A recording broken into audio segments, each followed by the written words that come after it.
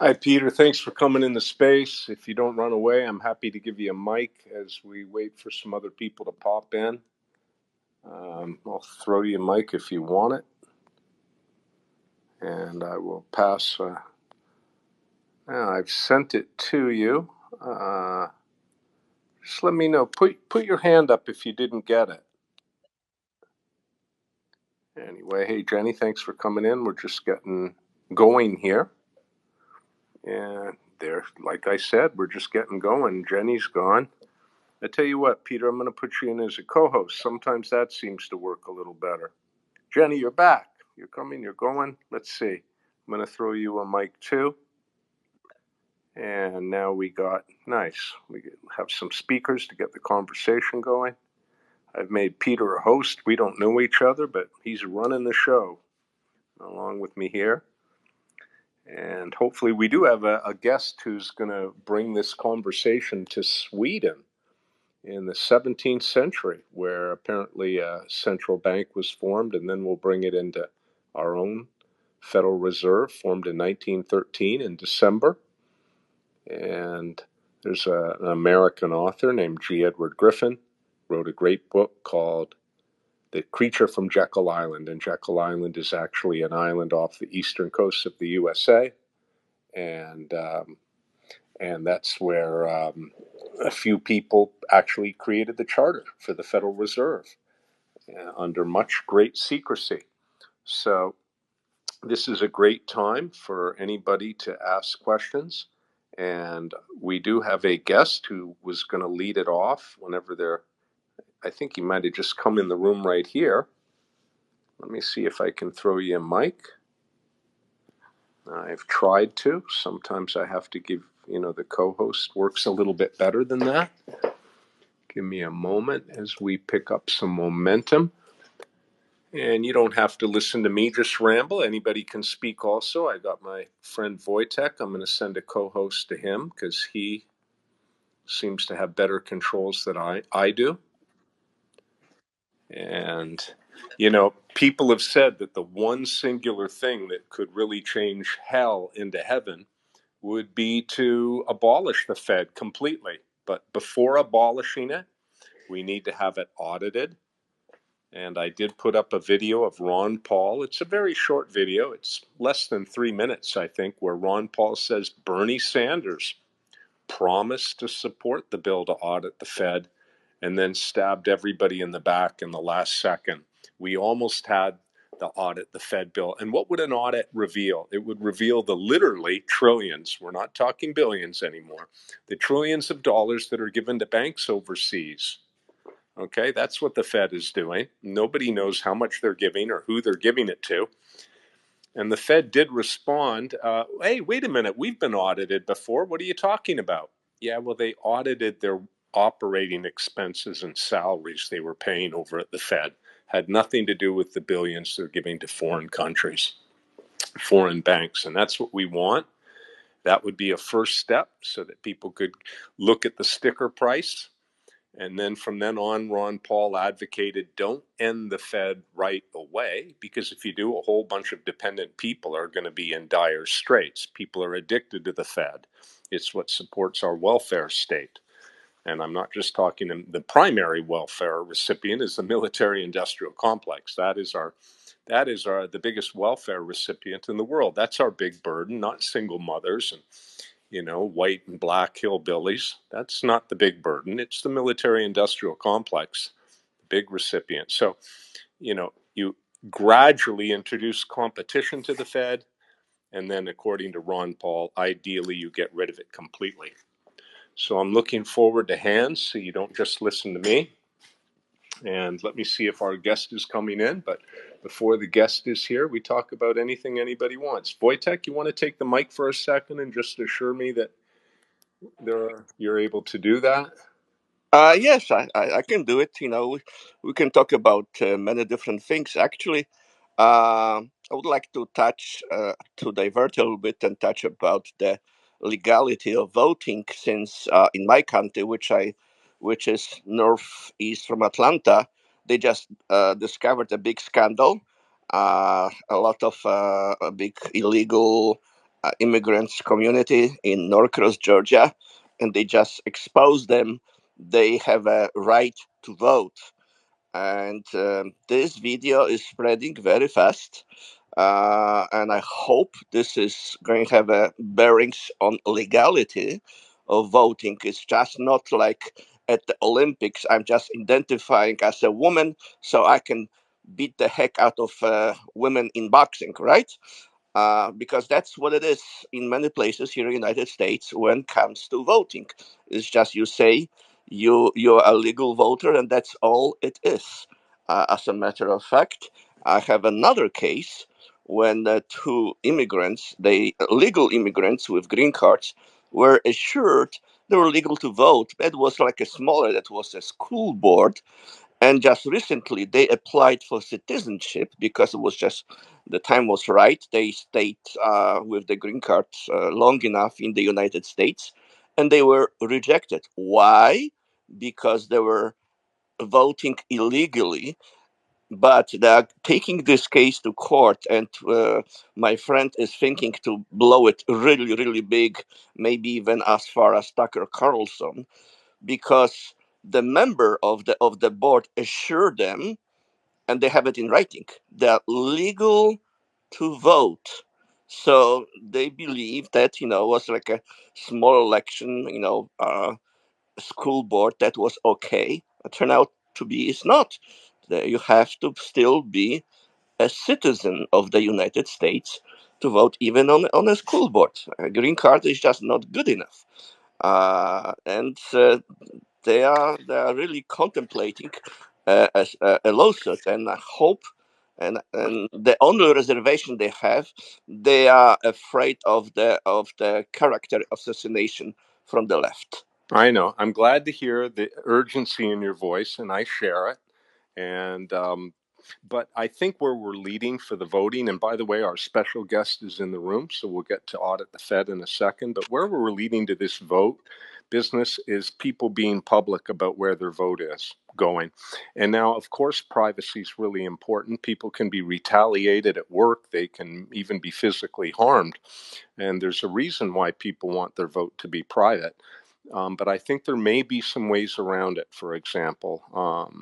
Okay, so that would be a really good conversation. And don't forget, a lot of people are willing to be public with their vote. Not only do they put yard signs up in their front yard, they wear T-shirts, they put bumper stickers on, and even myself. So a lot of people are not afraid.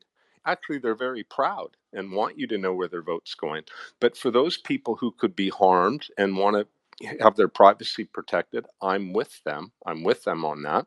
But I think there might be a way where their vote could be registered in a private database, maybe overseen by a group of attorneys with some type of course, attorneys. I mean, if you can find me one good attorney in the world, it's like finding a unicorn.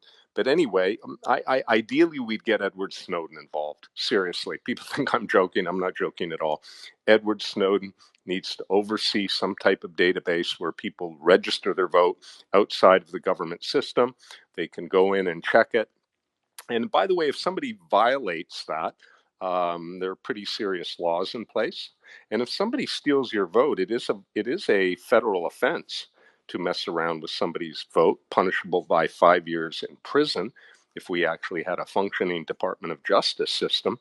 But I did see the video you're talking about, and it just, this is going to raise people's blood pressure and make everybody upset. And I don't know where it's going to go. I looked at Patrick Byrne, the founder of Overstock.com. If people don't know who he is, he's a billionaire and used to be a Warren Buffett prodigy.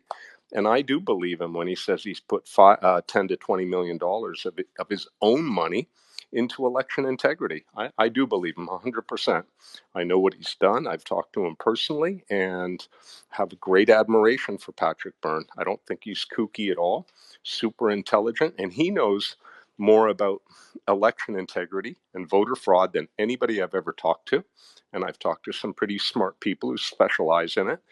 And he also has the mental power and financial capacity to be able to follow all these lawsuits, which have been going on for years and years and years. So I'm not able to do that to the extent and quality that he is. But I want to see what he has to say about this election, and the votes.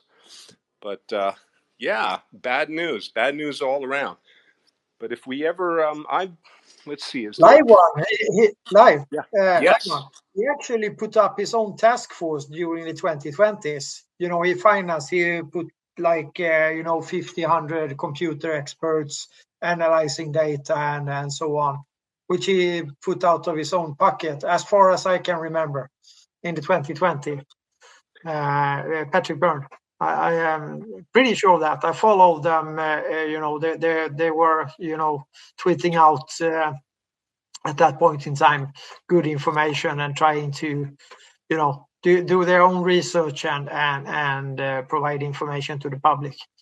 Yeah. So I mean, he's legit in some way and somehow. I follow him on X for X/Twitter for many years, so I can agree with you. Everybody doesn't like him, but we don't have to like people. If they do good job, they do good job. Yeah. And I'm happy to talk to anyone or debate them in a fair manner. If anybody who doesn't like Patrick Byrne, let me know what the problem is, because I'm really familiar with his whole life as much as any outsider could be, from the time of his childhood up into what he's doing today. I mean, as far as, an outsider, I'm an outsider who just reads. And there is a magazine called the Capital Magazine. It was started within the last year. And the first interview was with Patrick Byrne. It's almost 100 pages long. And he details how the FBI engaged him to sit in a room while they did a sting operation on Hillary Clinton, and she took an $18 million bribe. Okay. And the reason the FBI was able to do that is they had information that she had already taken a $20 million bribe. So they were able to set up a sting. You just can't set up a sting on somebody out of the blue. There has to be a precedent. And they Yep. already had it. And so they did set her up, and she took it. And then Patrick Byrne got very angry because the FBI never brought an indictment. They never brought it into a court like they promised him. And he went and consulted with Warren Buffett, who said, "You better bring this to some important people at the Senate." He brought it to some important people at the Senate. They said, "We don't know what to do about it." And so that's when Patrick Byrne resigned as the CEO of his own company so that he could go public. Okay, that's why he resigned. And still, I think he's probably the majority share owner, but he resigned from operating and running the company so that he could go on mainstream media and tell everyone that Hillary Clinton took an $18 million bribe. What ended up happening? The very same media companies that considered him the darling, he was the darling of media and many Wall Street people and magazines, everybody adored Patrick Byrne until that story. And then he found they didn't want to talk to him anymore. And he ended up talking to little alternative media companies, including me and a whole bunch of others, where you can see him explain that story in depth on video. I've seen him explain it probably 3, 4 different times. I'm pretty familiar with it. Peter Strzok, for people who know, was the head of the FBI counterintelligence, was the one who had to resign in disgrace because he was the one who texted his lover while he was married, Lisa Page, over at the Department of Justice, "We will stop Trump. We'll stop him." All right. So Patrick, that guy was the one who was controlling the FBI case of doing the sting on Hillary. Why would they do it? Why would they put Hillary in a sting? Well, Obama's men and women were all over the Department of Justice, and it was fully expected that Hillary would become the president in 2016. They all completely believed it. Nothing could change that fact, but Obama wanted to be able to control her when she was president. And basically, you could see it like a Bunsen burner that he was going to have under Hillary. And if Hillary was a good girl and supported Obamacare and also supported Michelle Obama running in 2020, then Obama would keep the Bunsen burner down. And if Hillary was a bad girl and had other ideas, he was going to turn it up. So that was the purpose of doing the sting on Hillary and then spiking it. So it didn't go forward. It was a control mechanism. And Patrick Byrne has been fully public about it. And mainstream media just, people, they just don't know about it. Nobody has time. So it is a great Well, story. they for sure know about it, and believe me that back here in Mordor, You especially must in be in New Mordor, York City. You're in Mordor, huh? You're in yeah, Manhattan? Mordor is yeah. You could say that the resemblance is there a little bit, but according to Tolkien, Mordor is Stockholm, and the rest of the poor nation, the failed state of Sweden, is water, woods, and hills, which is where Bombadil rules, according to Tolkien. So it Thank is. you. Really, really. I wasn't that familiar with the details, and we are going to start whenever we're ready. We don't have to start this minute, but we're going to start in Sweden. But it is incredible that you mentioned Mordor. I didn't really realize much about Mordor. Maybe other people don't here either. So continue a little bit. I just thought Mordor was the evil people who inhabit Wall Street, but you say it Yeah, actually goes back to you could Stockholm. say that is the offspring, because Nasdaq is run by the, let's call it Sauron, the information technology kings, which Snowden describes pretty good. There is a good article. I will put it out in the Jumbotron, the Swedish kings of cyber war, and the same guys. They have been running this country for the family for a long time. Let's say that they started to as a family, as you know, they had the predecessors as well, but as a family, they took a firm grip over the Sweden in 1856, when André Oscar Wallenberg had been to the US and checked out let's call it the Jackson era. I killed the bank, Andrew Jackson, Tag 7. He tried. He made a good run at it. He was there and checking that one out, and came back after visiting some other countries. He came back with a new banking concept, and from that day, it pretty much looks like that in the private banking sector. Actually, how to conduct the private banking. Okay, Uh, let's and get into this, and let's pick yeah, up from that. I'm going to ask you also to speak nice and clear. I do hear you clearly, but let's keep it up with all speakers. And when we take questions, let's take it kind of ping pong style, okay, where nobody takes the mic and runs with it, because then I'll just stop somebody if they do, unless you're really on a tear that's related to the subject. So let's just take quickly a first question. Otherwise, we'll end up with so many hands. And people just hate waiting. Tisha, why don't you take the mic for a second and put your question forward, or what you'd like Uh, to share? I just wanted to share that I posted below the famous "Don't Steal the Government Hates Competition" Ron Paul bumper sticker, which is available on Amazon. You could get that on Amazon. I love And it. then there's it's right down below. And then there's a website, Trump Force 47.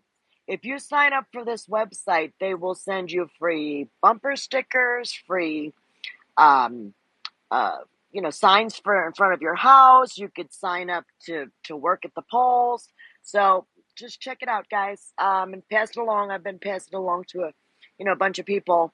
But they will send you a bunch of free stuff that you could like literally put "Vote Trump" in your yard if once again if you feel comfortable about it. And they also have for a listing for poll watchers, so you could sign up for that too there. Thanks. Very valuable, and thank you so much for that. And I'm going to do just what you said. Unless something unbelievable happens, it looks like we're going to have Trump or RFK Jr. as president. It looks to me like it's going to be Trump. And therefore, I think now would be the time, especially if it begins to look more and more like an avalanche for Trump, that we really need to push him and make it known, if possible, that we want the Federal Reserve audited. And I haven't heard him even indicate something like that. And we really, really ought to. I mean, not just hand him the presidency, that we also ask that the Fed be audited, that he gets serious about that, because he spent even more money than Obama did, putting us even further into debt. And it's just horrible, horrible, horrible, horrible. Thanks so much, though. I'm going to do that, Tisha. All right, so let's bring our conversation back over to our special guest. And why don't you, you were talking, I kind of cut you off there, I didn't mean to. We'll try and take hands when they pop up. And Wojtek is my co-host. Please retweet this space. If you don't know how to do it, one way to do it is to click on the link that brought you into the space and repost it. And the repost is a little square icon under the notice. And you click on it and you get an option to repost it, or you can even add a quote. In other words, if you add a quote, you can say, hey, I'm in the space, come and join us. So please repost the space. That's how you do it. And let's start with our guest. Now, I want to make sure that when we refer to you on your page profile, it says Mott Bombadil. What should I call you when we're in the space here? How do you want people to call? And tell us a little bit about your profile name. Yeah. The profile name is, of course, very intentional. It's a game with words. You know, Tolkien, he really knew what he was talking about, and so he was fluent in the Nordic languages except for Finnish, even though he is using the Finnish national epos called the Kavela, which is a very rare and unique gathering of stories from mouth-spoken stories which have been collected some 100 years ago by different persons, and it ended up to be a national epos. So he didn't speak Finnish. He learned it a little bit, but you know, it's complicated. It's kind of a root language, so it's not so easy for English speaking, even for Swedish speaking or whatever. It doesn't really fit with any. It doesn't fit with Russia and so on. Hungarian sort of have the same language actually. And so Finnish is a small country, you know, the one next to Russia, way up north. So the Sonic. All right, I'm not going to be stupid. Yeah, all right, and yes. Santa Claus as well. There is a long mythological story about this, with, you know, kidnapping Santa Claus, and you know, there is lots of. There is in-depth mythological history behind this, and the swastika, and so on and so forth. You know, we can talk about, but that's not the topic for today, so I will not dive into that. So Mott, it is Tom Bombadil, of course, but Tolkien, in his way with words, he knew exactly, if you just twist Tom around, you will have Mott, which will be pronounced a little bit different in Mordorian, or aka Swedish, but it means against, and it's a strong against. So I am against Bombadil.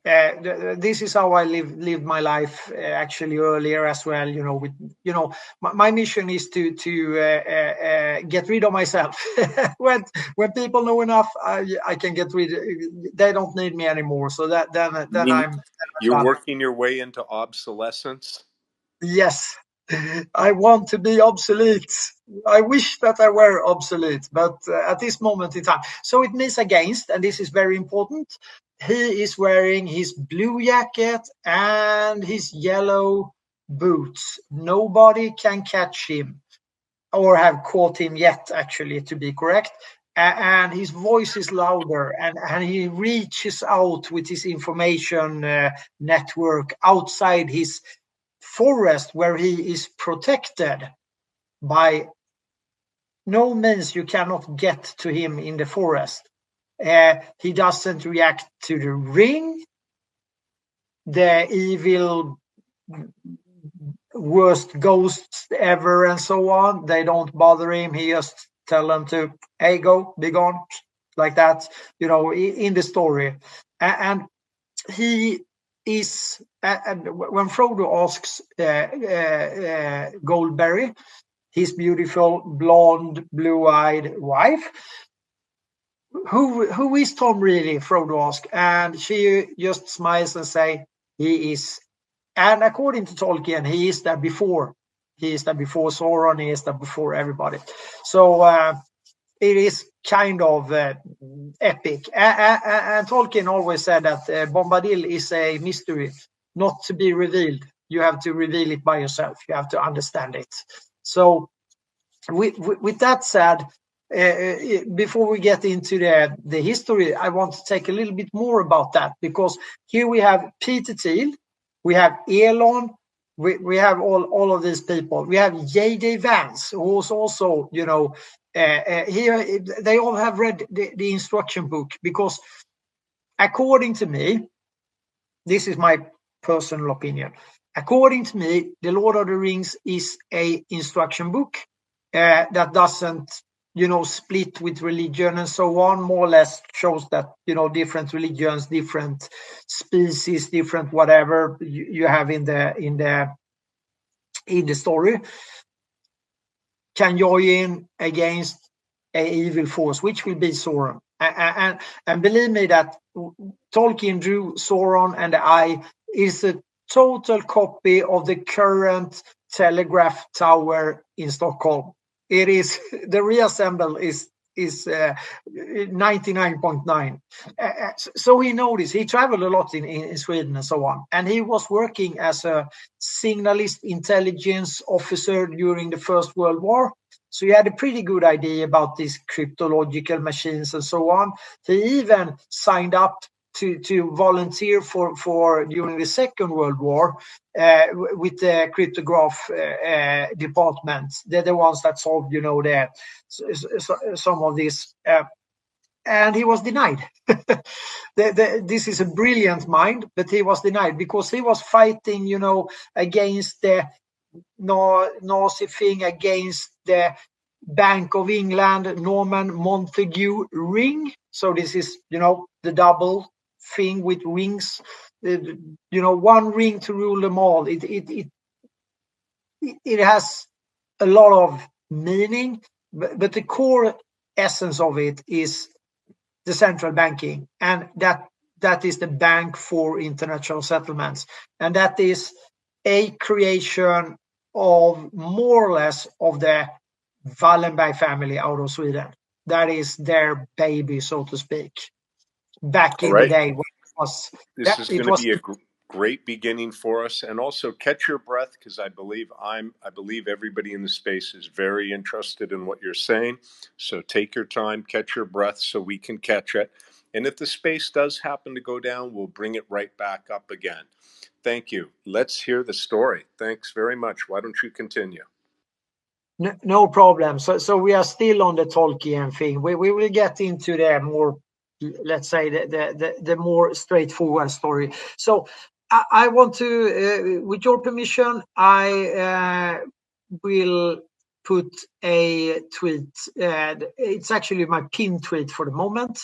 It's J.D. Vance, since he also is, very acquainted with, and he has been mocked about this. And according to me, it's the other way around. I don't think anybody would try to mock Peter Thiel or Elon when they, talk to them, because they are referring to the meaning, the content, to activate people, to activate people's brains. You need to be able to tell a story, and my Lord, Tolkien did.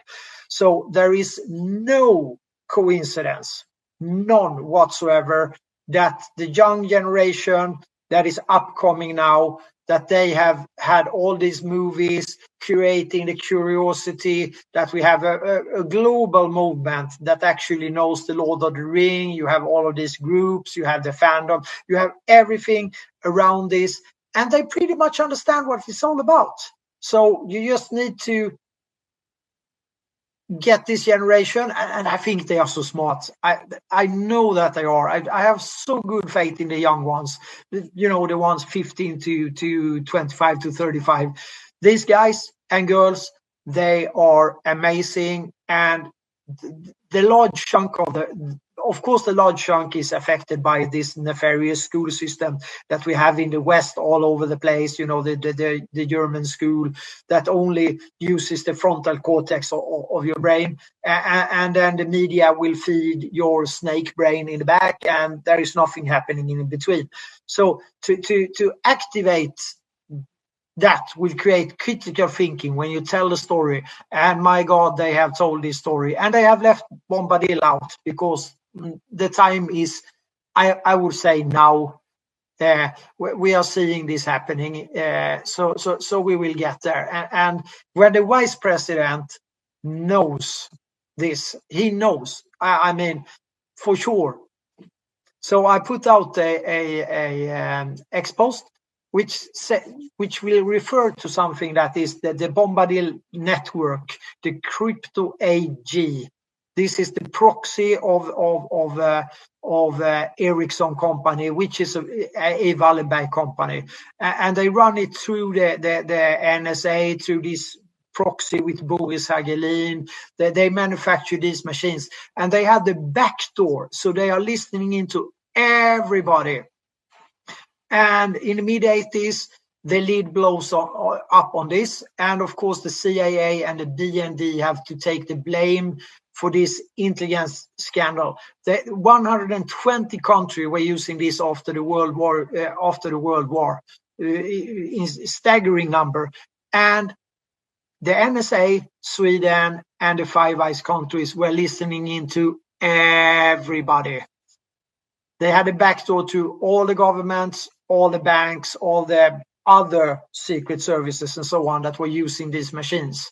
Everybody thought they were safe. They were not. And a Egyptian technical knowledge, a very smart guy, he found out with this machine that there was a backdoor and the lid was blown up, totally open.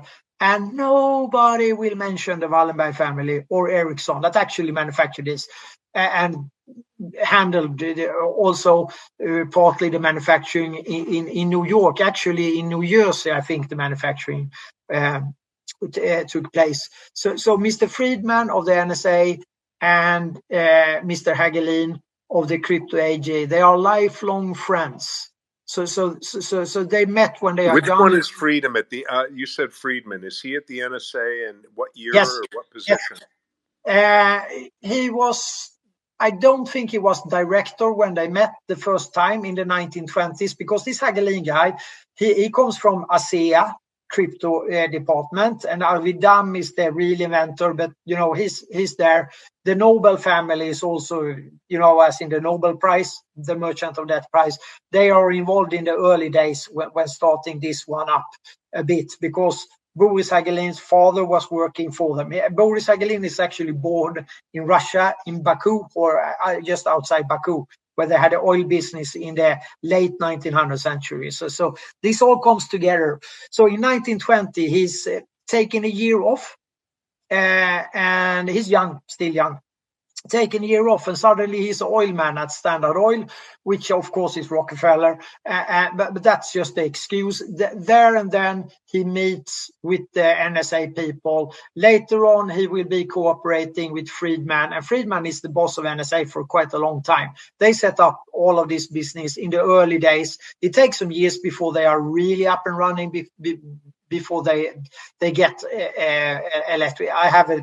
Before they are electrified and so on, all of this, but they are dominating this totally. And as I said, the NSA, the Swedes, the Ericsson company, they have the back door into this one. It's designed like that from the beginning. Very smart design.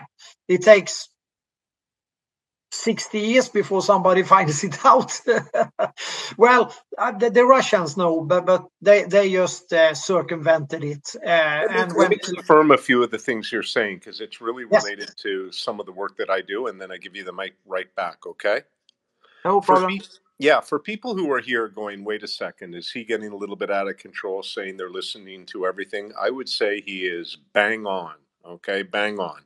And I'll put down in the purple pill for everybody to look at a video of Edward Snowden. It's less than 2 minutes long.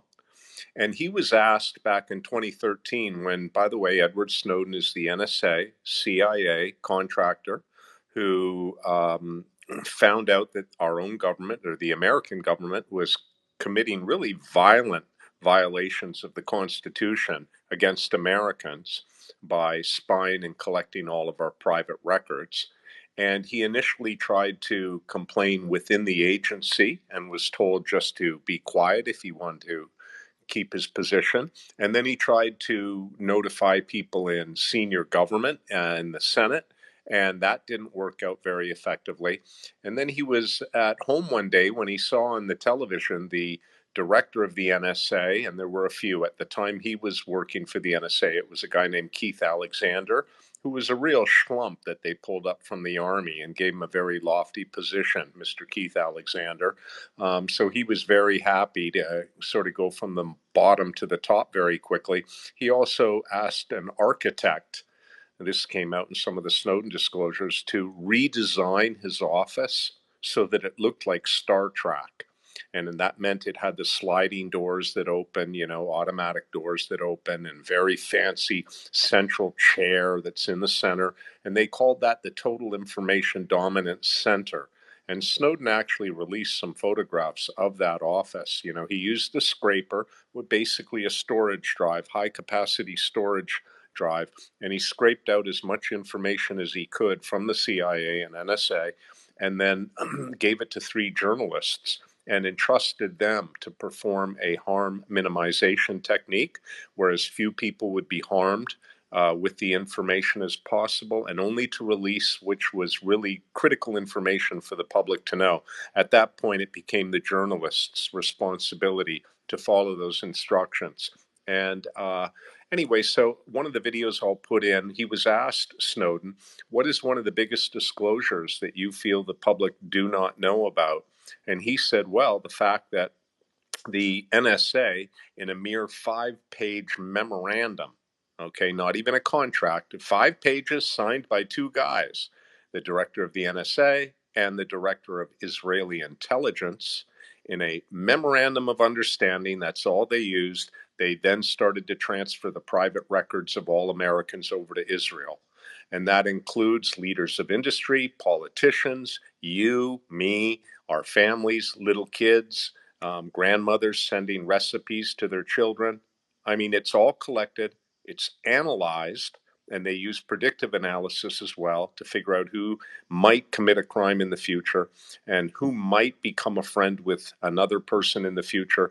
And they basically are trying to control our conversations on social media. It's also another form of behavior modification.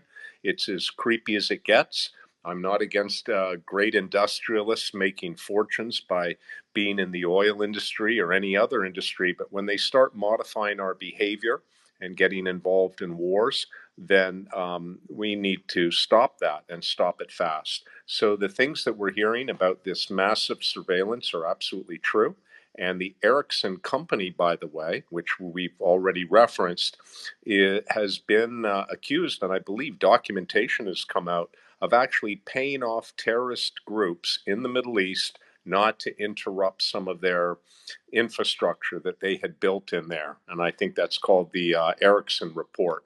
Has come out, and it's absolutely unbelievable that that they would be paying terrorist groups off to keep things running, and that it would, it's just hard to believe. So sorry to interrupt there, but this is not far-fetched. It may sound like a fantasy, but unfortunately, it's the current environment that we're in right now. And do you feel that the things I've said, I mean, you may not know specifically about Snowden, but that the Oh, I surveillance know is... specifically about Snowden. I can guarantee you that, because what he is telling, the whole thing is actually that the NSA is taking the US citizens' information in the Swedish servers, because, as I said before, Sweden is a failed country, a failed state. So they are using the law here to download the information for NSA. I hear you. And many people thought back in the 70s that Sweden was really a center of freedom and humanity. I think you had a leader of the country, Olaf, at that time. And Yeah. we thought that, you know, Volvo was making the safest cars and that IKEA was providing, you know, affordable furniture and things. And Sweden had a really good image, I think, worldwide. Since then, it's become very involved in military. And now you're sharing with us in mass surveillance. And if I also It just was wrap it up. very involved from the get-go. But they, you know, they are good at the propaganda. You know, keeping the picture Right. for you know the Nobel Prize and all of this. But there is heavy cracks in this. When we get into the banking system, you will be amazed how far they pull that one. I Right. saw secretary put out the Swedish Kings of Cyber War. There's a full article, and I have also, well, there is a little bit of follow-up, but that is a very interesting article. And if you want to, if you had that clip, and if it's in the purple pill, I can possibly play it. So for the listeners, I actually managed to get some stuff working there, so I can play it with good sound. Great. I will. I'll put it up in 2 minutes, and I'll wrap up by saying, when we're talking about mass surveillance, Julian Assange once said, you know, it's not so much that there's a Illuminati that's controlling the world, because probably nobody's looked at more cables that have been, you know, sent through the CIA and the State Department with foreign governments than Julian Assange. Okay, this is the guy who really, that was his forte. And he said, when you go through all of these cables, it isn't as if there's just one or two power players. What it is are thousands and thousands of companies who stand to gain by endless wars. And it isn't just, you know, Northrop Grumman or the people building the tanks and the bombs. It's also the people who, you know, build the grommets that they use on tents, and the people who supply the Dixie cups that go in the water filters. They might be a $12 million company in one state. It'll be another company that's making the bags that the tents are put in. There are literally thousands and thousands of players, and they understand without even having to write it down in paper. It's almost like a telepathy. They understand that as long as the endless wars keep on going, that they're going to keep, their business is going to keep on going. And what the surveillance is all about, and monitoring and trying to control the conversation, according to Julian Assange, yeah, I hope I'm getting his sentiments and his concept correct here, is that they want to keep you living in a fictitious world. So you really don't know the world that you're living in. And that really sucks. It's as if you were never born. Okay. So, you know, your grandparents, your ancestors, and your mother and father conceived you. And incredibly, you had the chance to be born into the world. And you're absorbing things through all your senses.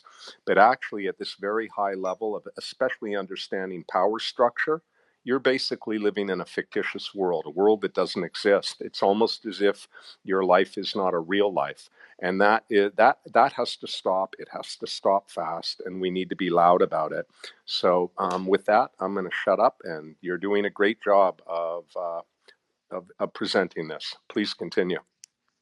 Yeah, and as I said before, I do not mind at all being interrupted. I will not lose my train of thoughts at all. You know, I'll put that video in the space of Edward Snowden. If you're able to share it with good audio at any time you want, that'll be great too. It'll be in the space in about 1 minute. Yep, I will pick it up and you know, go with it, because it's always interesting. There's a lot of people having lots of opinions, but he did what he did, and for us sitting here with where it actually happened, in reality, it was on Swedish soil and using the nefarious FRA law, which we could discuss. He knew pretty much what he was doing, and of course it goes back to the NSA as well. Let me just hyperemphasize a single quote, actually. So in 1986, after the lid was blown open, the honorable NSA director, as far as I know, William Odom, one of the good guys. William Odom, remember him, NSA director, a good guy. He called in Robert Gates to ask one single question. Who told the Kong about CryAG? And this is, now I'm going to tear up a wound in the, let's call in the American people, because I mean the average age was 19 in Vietnam, and it started by false flag, where there were of course Norwegians and others involved and so on. I have a pretty good article on that actually, that you know the Gulf of Tonkin, which is a pretty bad thing actually. Anyways, for some reason, the opposite side in that war, they could listen in to the US comms to keep it, keep the head count, keep the war going. So this William Odom found out, and of course he didn't get the answer from Robert Gates, that was the current CIA deputy director.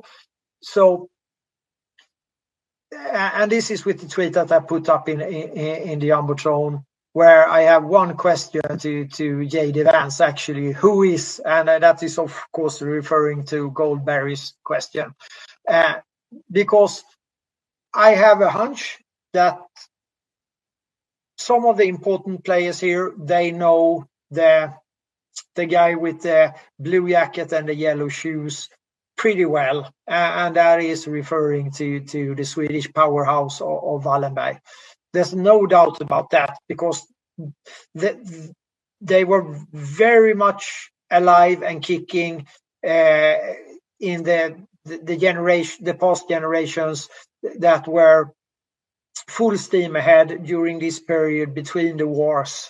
So Tolkien knew about them very well, and he could not get his book published. He had very hard times in doing this.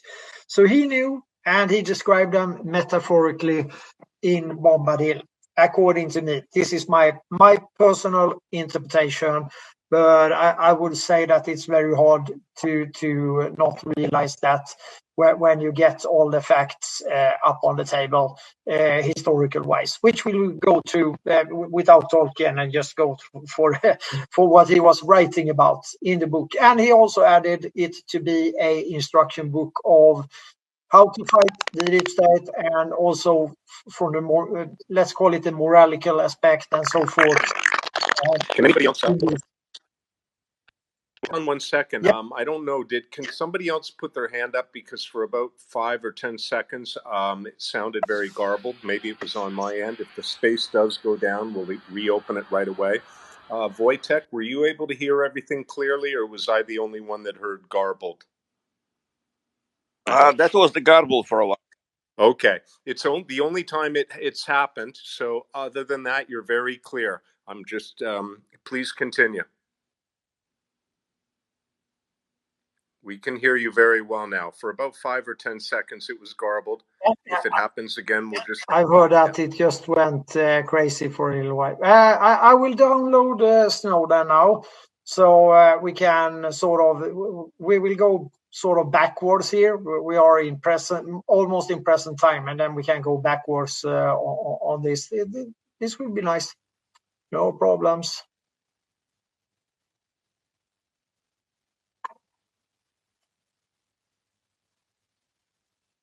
Just give me a couple of seconds here. There we go.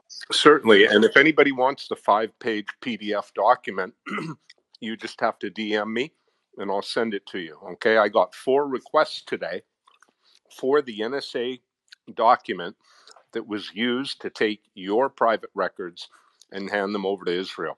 The US government shouldn't be recording them to begin with. They shouldn't be giving them to Canada Australia, New Zealand, or the UK, or Israel. They shouldn't be going to any of these countries, especially because they put them through into predictive analysis. And that's, by the way, what was used in Gaza, October 7th. Apparently, the company Planeteer, Peter Thiel's company, created software which was tracking the Palestinians, geospatial positions, all kinds of internet communications that were all vacuumed up out of the Gaza. And then the Israeli army used that data and went and killed 20,000 people right away. Now they can take those same programs and put them in your neighborhood. They can put them right now. They'll change the perimeters. They won't come and kill you. Okay, not but they'll change the perimeters so you don't go anywhere.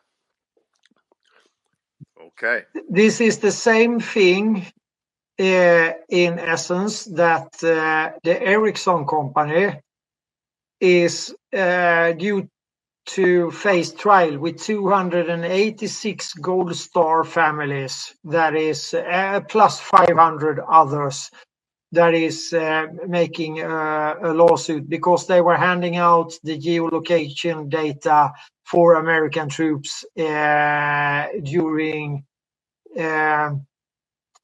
the fight with ISIS and other terrorist organizations and so on. So that is a civil case. Actually, they will be brought to, not a commercial. The commercial one is already settled, and that gave Trump the reason to create Space Force and put on top of Ericsson as of mid 2019. We are living in strange days. So when we are talking about this, I have a good hunch about that, let's say, the current generations of the Wallenberg family. Maybe we are just seeing all the things that is happening now. Maybe they are. I do too. A lot of younger people, not all of them. A lot of them are just, want to consume a lot of sugar. But there are a lot of young people who just don't want it, okay? They're not down for what my generation has gone through. They're not down for having their whole life dominated by this war in the Middle East or any other wars. And they're willing to be physical and reject their universities and take the protests to the street. And so a lot of them just don't want all the crap that was shoved down our throats. You would be so surprised when I say that Otto Warburg, the Warburg family, as in Fed, he received the Nobel Prize for discovering in 1931 for discovering the connection between sugar and cancer. You can't make shit like this up. This is the truth. So the Nobel Prize is a nefarious one. Just as it's the merchant of death. That is that is the real deal with that. So cancer, sugar, Nobel Prize for one of the Warburgs, big family, good friends of the Wallenbergs, of the Morgans, and so on. And of course, when we get to the Fed, we will be diving into the Warburgs historical wise. But they are there all of the time, both sides of the pond, so to speak. And well, it's fun you mentioned that, so I could not resist that. I'm going to try to play the Snowden interview so we don't lose track. Give me 1 second here, and hope and pray that this will work. It's a lot of controls that you have to push, but it will be good sound, I hope. So give me a thumbs up if the sound is good from the great audience that is here tonight. And don't forget to retweet.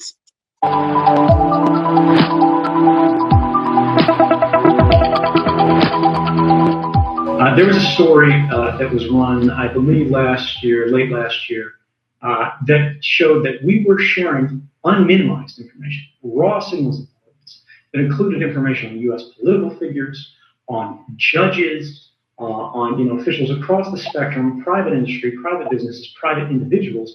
Their private records were being shared en masse with Israel.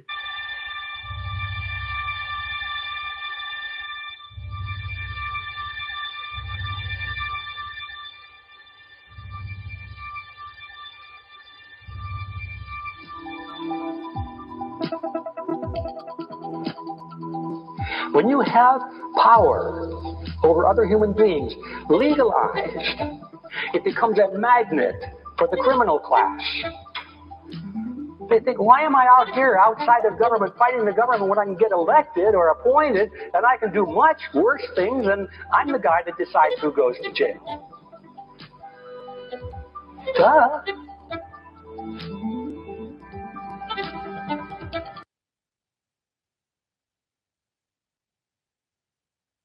Yeah, that is a good little video clip. I recommend everybody to bookmark the X-post in the Purple Pill from Live One. Absolutely.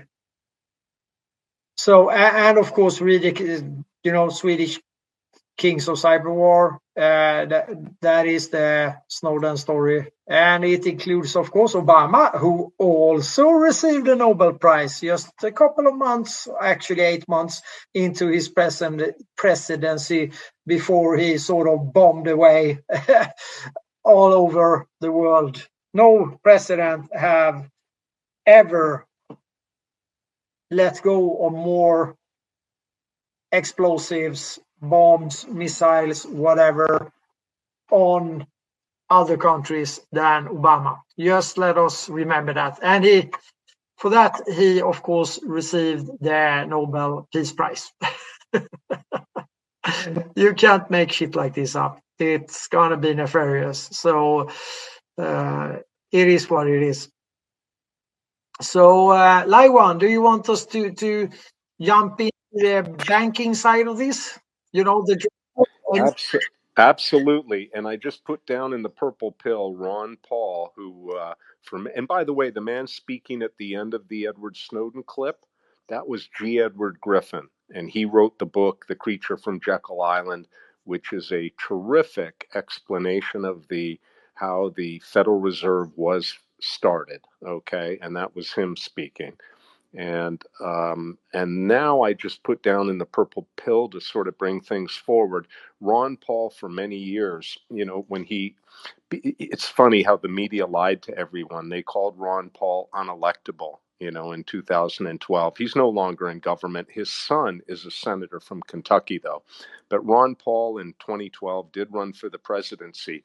And the media, they tried to smear him with something they called the Ron Paul racist newsletters and all kinds of things. Sheldon Adelson, actually the Israeli billionaire, formed an organization called the Emergency Committee to stop Ron Paul. And they didn't even code name it. They didn't even code name it. That's what they called it, the Emergency Committee to stop Ron Paul, because Ron Paul advocated ending all foreign aid, not just to Israel, but to every country around the world.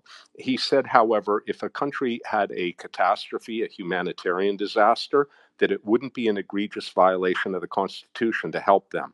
In other words, even to send military or an aircraft carrier to help them with tents and food, or to desalinate their water. But in terms of giving your money to another country, there's nothing in the Constitution that authorizes that. And so Ron Paul advocated ending all foreign aid. And he worked for years. By the way, they called him unelectable. He was elected to Congress. He served 12 terms. Okay, he served 12 terms. And when he joined the Congressman Ron Paul, he opted out of the pension program, because you get a little piece of paper. Do you want to, they give you a set of keys to a parking space. You actually get a parking space at the Capitol building. And they gave him his parking space and his paperwork. And he joined the banking committee from day one. And it changed names over the years. One year it was called the House Select Banking Committee, and it had different names. And at the end of it, he was in charge of those committee hearings. Very few people even would go into the committee room. People were really not interested in serious discussions of economics. And Ron Paul used to talk about how hard it was to find books with accurate information on finance. And he had to go to some very strange places to get that information. Sometimes, weird societies, the John Birch Society, or any other of these groups, which would have these books that would talk about how there was a cabal of people who were forming alliances, and it was not going to be good for the rest of us. But anyway, Ron Paul did throughout his career, he was on the House Select Banking Committee. He was on it, and you can see some of the videos he had with the director of the Federal Reserve, Ben Bernanke, which were really very, very interesting, very amazing, very illuminating. And in this little video clip that I put down in the purple space, it's not very long, but he explains how Bernie Sanders stabbed us all in the back. Bernie Sanders led Ron Paul to believe that he was going to vote on the bill to audit the Federal Reserve. Now, people will tell you, hey, wait a minute, you don't know what you're talking about. The Federal Reserve was audited. No, it wasn't. They audited the salaries of the people there and some of their operating expenses. They did not reveal who the banks are that they're giving billions of dollars to, whether they print it up at the Treasury Department or they create it digitally. They're giving trillions of dollars to foreign banks and creating massive inflation here and poverty and every other crisis that you want to name down the list, and just giving this money over to their friends. And so Bernie Sanders said that he was on board and that he would vote along with Ron Paul. And Bernie was in the Senate and the bill was coming up. And what ended up happening? At the last minute, Bernie Sanders would not vote for it. He put through a watered down bill, which could have even been worse than the way things were. So anytime anyone wants to talk about what a hero Bernie Sanders is, just let me know so I can leave the room. Thanks. I'll put the mic down. Yeah, actually, there is a single point in time when in this era of time, it is when the Peugeot committee singles out Paul Warburg, Jacob Schiff, Felix M. Warburg, Frank Peabody, William Rockefeller, Benjamin Strong as the people running the hegemony, which is, against the rules. So they called it a cartel. They called it out. This didn't help. So we have Morgan, F. Baker, James Stillman. Those three top dogs, resources of 7 banks, trust companies, Bankers Trust, Guarantee Trust, Astor Trust, National Bank of Commerce, Liberty National Bank, Chase National Bank, Farmers Loan and Trust. They had the control over the stock exchange and the industry in the US. And this is then a calling out for the antitrust. But this comes prior to the Christmas Eve sign-off from Woodrow Wilson on the Fed. So the Peugeot report, I just dumped the more or less the Wikipedia on that one in the purple pill, because this is really important stuff, because it's already exposed, but probably the Congress and the Senate at this point, they are pretty much corrupt, and it doesn't give any result. This is more like same shit as when our hero Smedley Butler tries to blow the lead during the so-called business plot, when they try to overtake and create a fascist regime in the US. Strange things have happened, and we have not seen everything yet. We are living in the days of change. So how did we get here? Well, it all starts with a grand plan from a very smart guy called Axel Oxenstierna. So this is early 1700th century, and in cohorts with Elizabeth I, signing off one of the last things she does before she abdicates is that she kicks off what will be the largest private military organization ever, and they a little bit later will be bankers. So here we have the East India Company, the core one, the British one. There will be a Swedish one, there will be a Dutch one, and so on. And by doing that, the plan is to also create what will be the military industrial complex, because these private companies, they will have their own academies for military purposes. They will have their own universities for their accountants and other things. So they are running this outside any government. And they will also be building these flying ships by Dutch design. They will have the Swedish lightweight cannons. And this is very important. So these lightweight cannons, they are the key. That is actually the wonder weapon. It's a game changer. We have had in situations of war and so on, there have been just a few game changers, but this is one of them.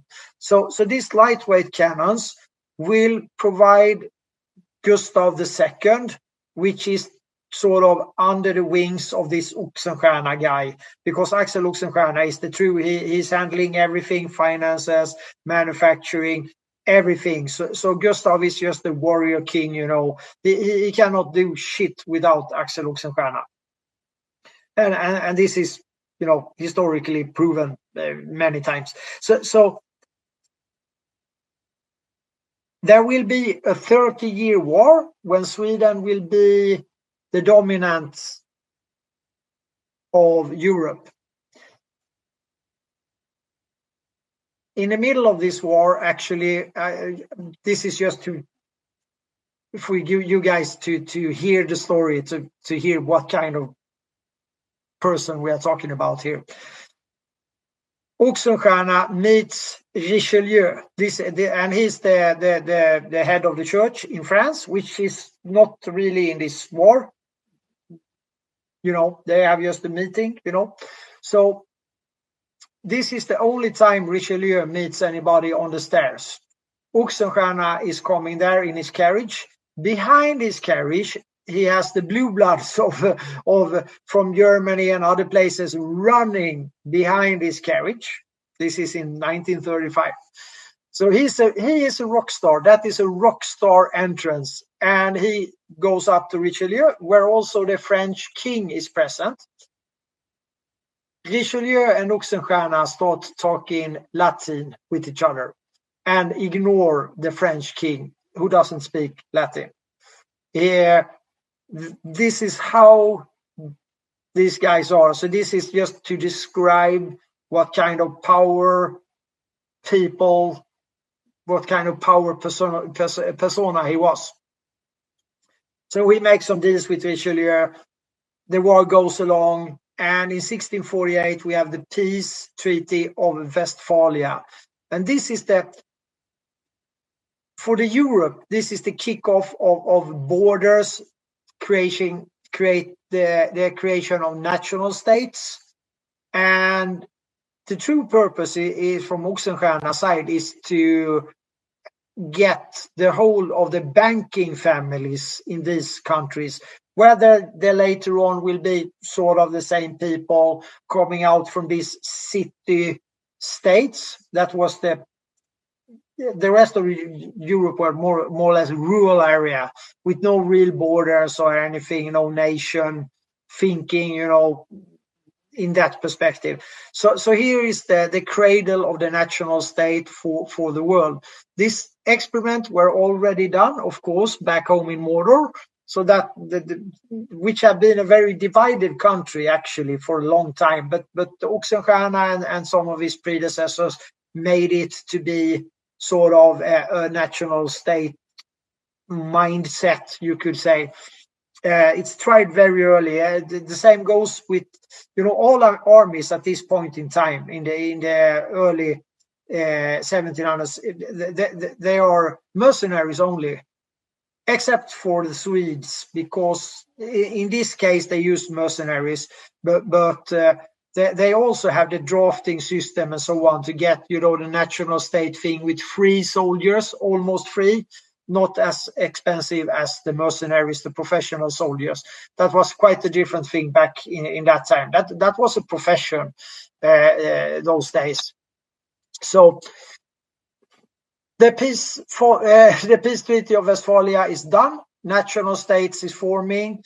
Oxenstierna gets a little bit of control over there, well, not a little bit, quite a good bit of control over the European banking families and so on, because he knew that he had to add a hook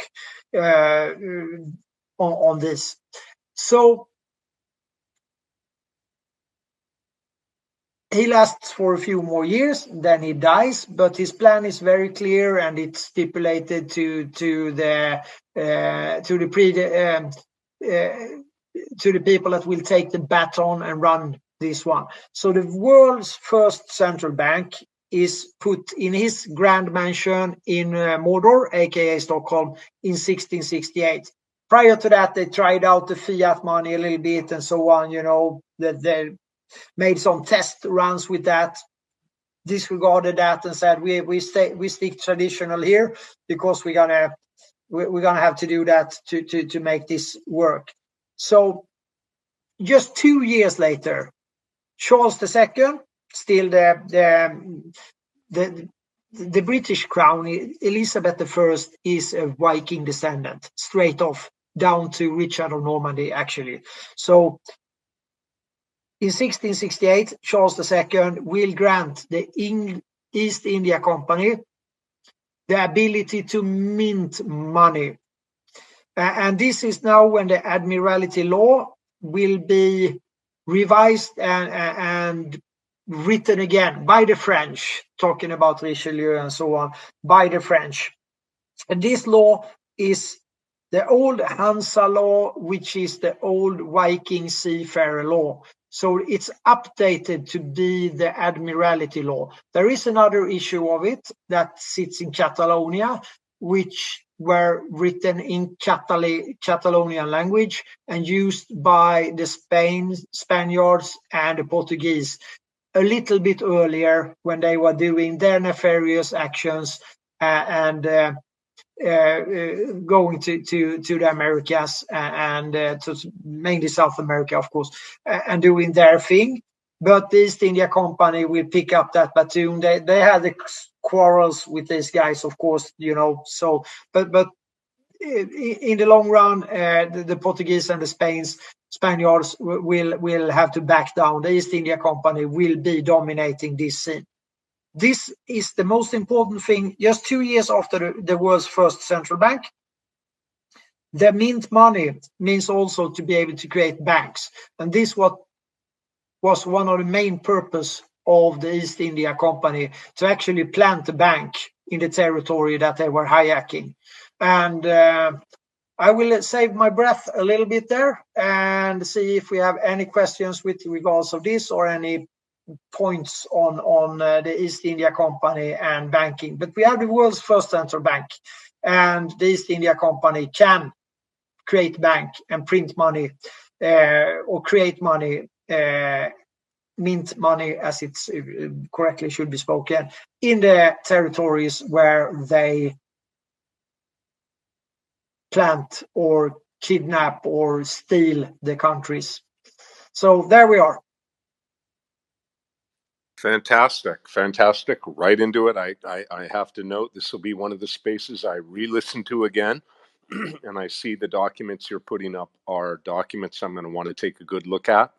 I've also gotten a couple of requests too to share the Edward Snowden 5-page agreement.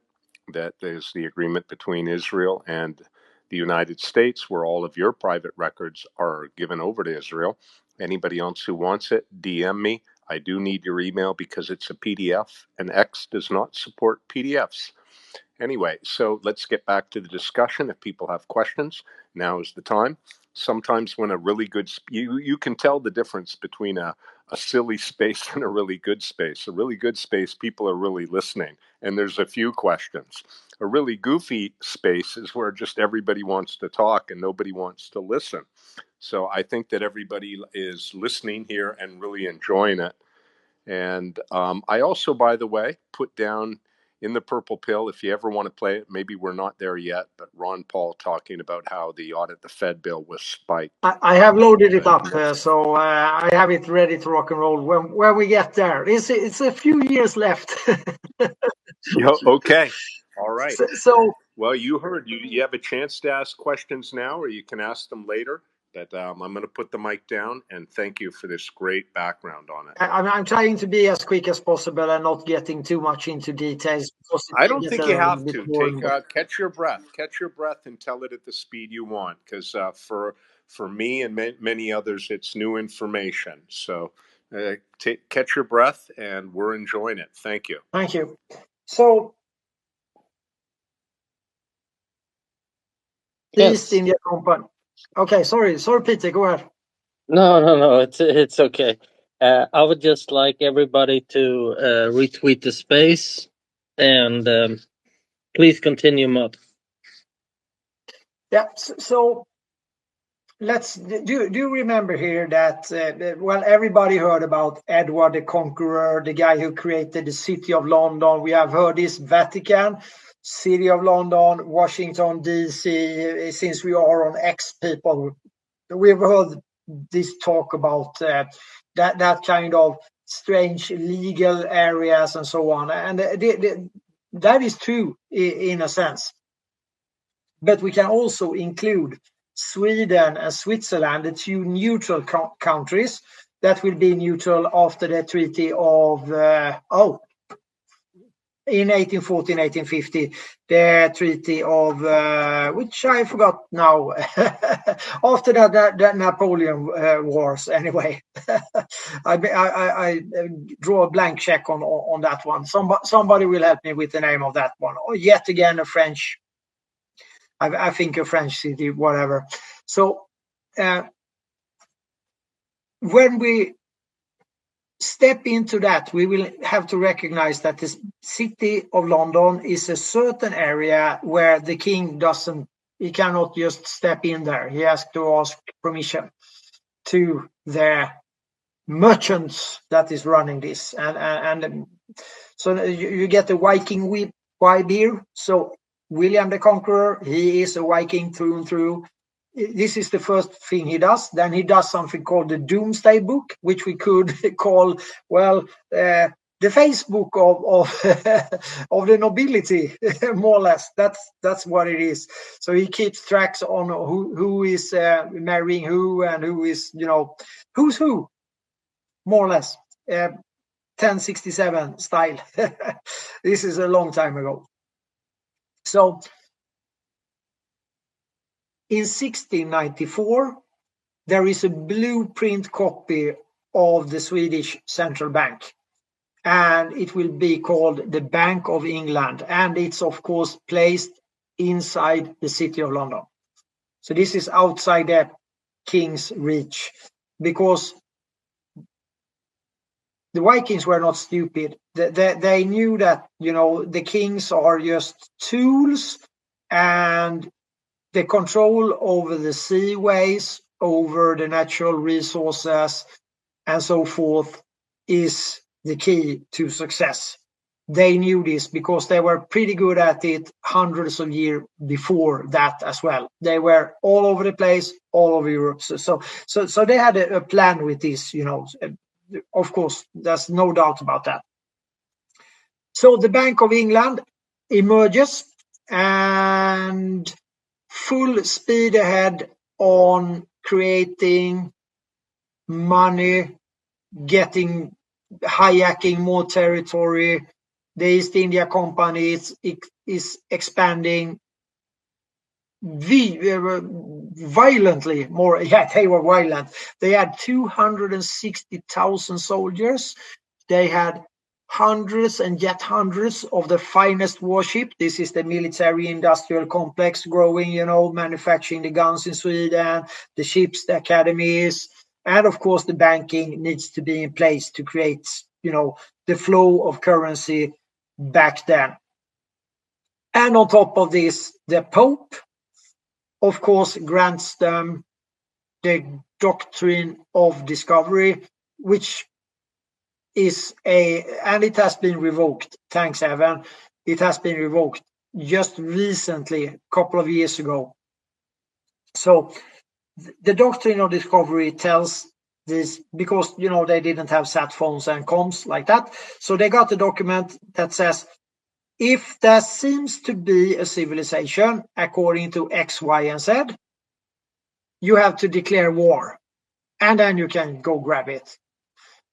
If there doesn't seem to be a civilization according to X, Y, and Z, you can consider the inhabitants of that territory as subhuman, and you can just kill them or do whatever you please. This is the church handing over the instruction book of X, Y, and Z to the East India companies. This is crazy stuff. And it lasted until 2022 or even 2023. I still was up and alive in legal terms. This is above anything. So the Admiralty law will be in the background here all the time. That is the one that we are put in as citizens of almost all of the Western countries. We are put in that one by being flooded through the birth channel, and we will sign a bond, or our birth certificate, our mothers will sign it, and then we are in the commercial realm, lost at sea, or aka shuttle, as spoken, and under the maritime law. Actually, that's the level below the Admiralty law. So suddenly people that are not at sea are suddenly lost at sea and put in another legal realm.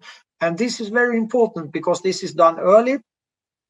So it's a very basic thing. And after 1947, we all will get a social security number. They started numbering in the World War II in the camps, in the IG farming camps. We'll get back to that one. And when you get a number, it's even a stronger thing on your birth certificate that will accelerate the Admiralty law and put us into it. Anyways, so East India Company, fast forward to 1776. The founding fathers wrote the Constitution as a defense document against the Axel Oxenstierna doctrine, which is pretty much the East India Company doctrine as well, with regards of the banking and how. So at this point in time, there are like 3, 4, 5 maybe central banks, and they are of course loosely connected, but they are in place. They are not called central banks yet, except for the one in Great Britain, in the city of London, and the one in Sweden. So the 1776 succeeds. It's a war against the East India Company. By chance or by pure luck for the 1776 revolution, there is a honorable Swedish king that actually prior to this makes a revolution against the oligarchy in Sweden. He and the French king is sort of his friend and does a little bit of the same. These two guys will send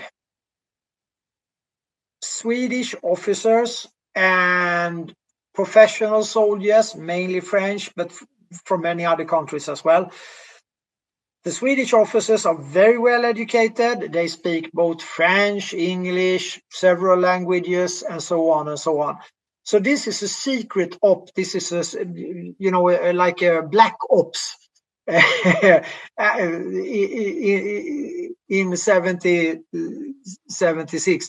They are sending these guys over, and we don't know how many and so on. According to some American historians, that they have found out in the diaries and so on, that in the thousands and yet in the thousands they came.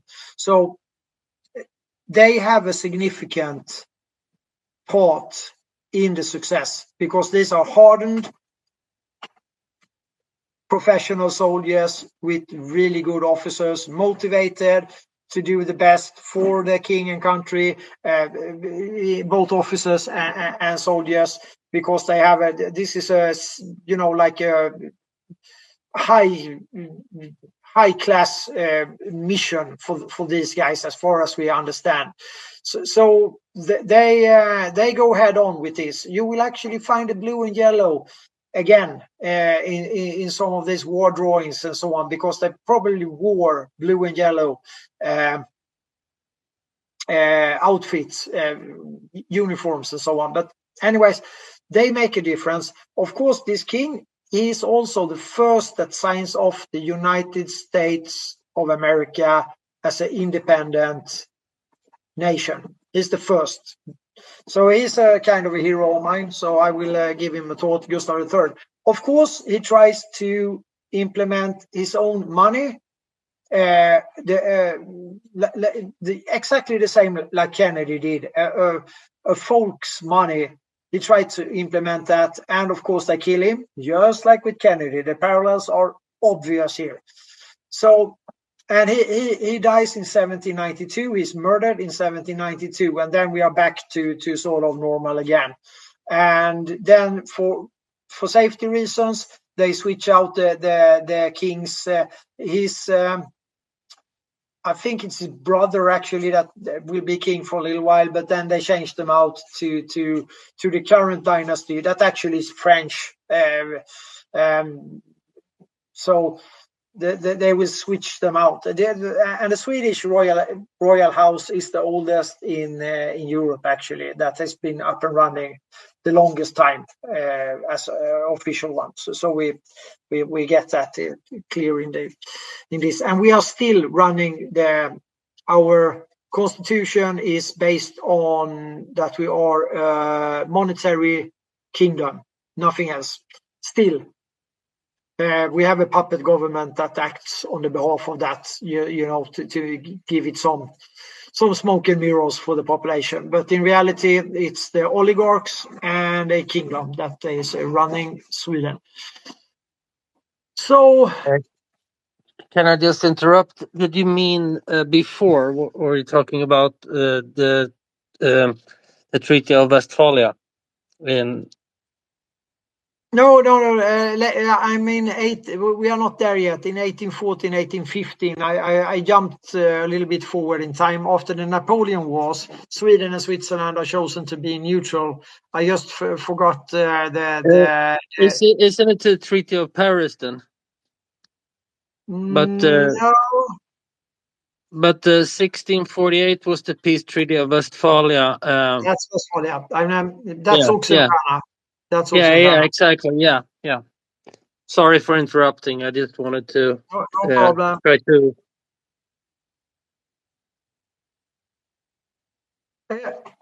It actually say the Treaty of Paris. Maybe it's Paris.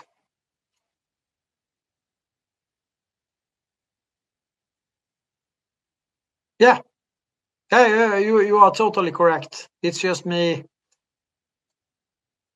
It may maybe have some other name. It doesn't really matter. But we are heading that way. We are in the 1776, and for a period of time after 1776, you need to you need to keep the country up and running. So there are multiple currencies used in a not maybe a very orderly fashion, you could say, but the founding fathers they they have to take care of this somehow, some way. And then we get into the American bank history, which is a fight from the start, because these banksters, they have already, of course, getting the claws into the American social fabric, and they have the banks, in different states. But especially there is one state, and that will be the first state that declares themselves a state. That will be New Sweden, aka Delaware, and that is a Oxenstierna project. He disguises it with using Peter Minuit, the guy who actually bought New York from the Indians when they were laughing at Minuit. He will die on a ship just outside Delaware, actually. So what today's Wilmington, what used to be Fort Christina, there they take the stronghold, and Oxenstierna leaves his best there to infiltrate, to do what you do. And there is no, and I mean no, coincidence that the corporations, the Fortune 500, etc., they are still running in Delaware, out of Delaware. And this is, and that is also why Elon, our dear Tolkien fan, Elon, he has taken his companies out of Delaware. And that is a good thing. Kudos to Elon for that. We might not agree on everything, but... And why Delaware? Because Delaware is in a race to the bottom against actually protecting the citizens of Delaware or the United States. That's why companies register in Delaware. Yeah, it's nefarious from the get-go. As I said, Oxenstierna left his best, and they have just carried the baton. I call them the Delaware Grey, the Grey of Delaware. Yeah, the Stockholm bureaucracy. That's the same bullshit that have hit, of course, the whole ever-expanding governmental sector of the United States of America. You have been hit by the same thing. The scale here, we are less people here than in New York. So the scale is, of course, totally outside but that also makes it harder as a US citizen to see it. It's a little bit easier for in a smaller community, which is, a small country, 10 million. But so it's a bit easier to see. And of course, it's been happening here. Everything that will happen to you guys have already happened here, like, 1 or 2 generations down the line. So you are just dragging a little bit in many areas, especially when it comes to the social engineering. But it has sort of closed in. So now we are in lockstep. 1789, the first High Court in Sweden and the Supreme Court. And they are sort of pretty much alike when it comes to the setup. Not the procedure to select Supreme Court judges and so on, but the setup is pretty similar as well. And of course, the Delawareans, the Greys, had their say in that, I would assume, because it's a very coincidence. It's no coincidence that this one pops up exactly at the same time and looks pretty similar with many aspects of how many and so on and so forth. So, and the banking is still free floating in the US because the founding fathers and the state of mind of the Americans that have got rid of the East India Company not totally in trade, but they don't have the power anymore. They still keep on trading. They did some strange things during the next war, actually. So now if we just speed ahead, we have some really crazy banking era, forth and back. I don't know if anybody that can speak about the American banking era between 1776 and 1871. That would be, I know it quite well, but I'm taking up maybe a little bit too much in the room. So Live one.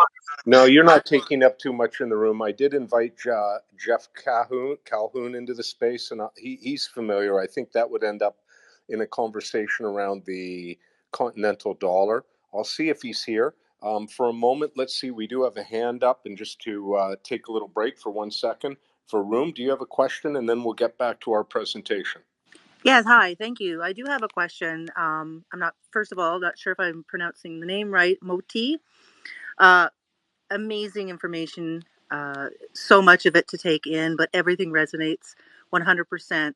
My question would be, I want to tie it all together, and the question for you would be, is the relationship to everything happening in the world revolving back to the arms of the monarch, to the fact that they are related to many of the entities and corporations and kingdoms and systems around the world, and in that answer as well, that the passing on of the scepter, so to speak, in the last few years is the reasons why that we have seen such a hastened attack on humanity, with the fact that you spoke of the military. They're going to have their own private. I believe it's already there. I believe you just look at the police forcing out there and where it's being trained and executed.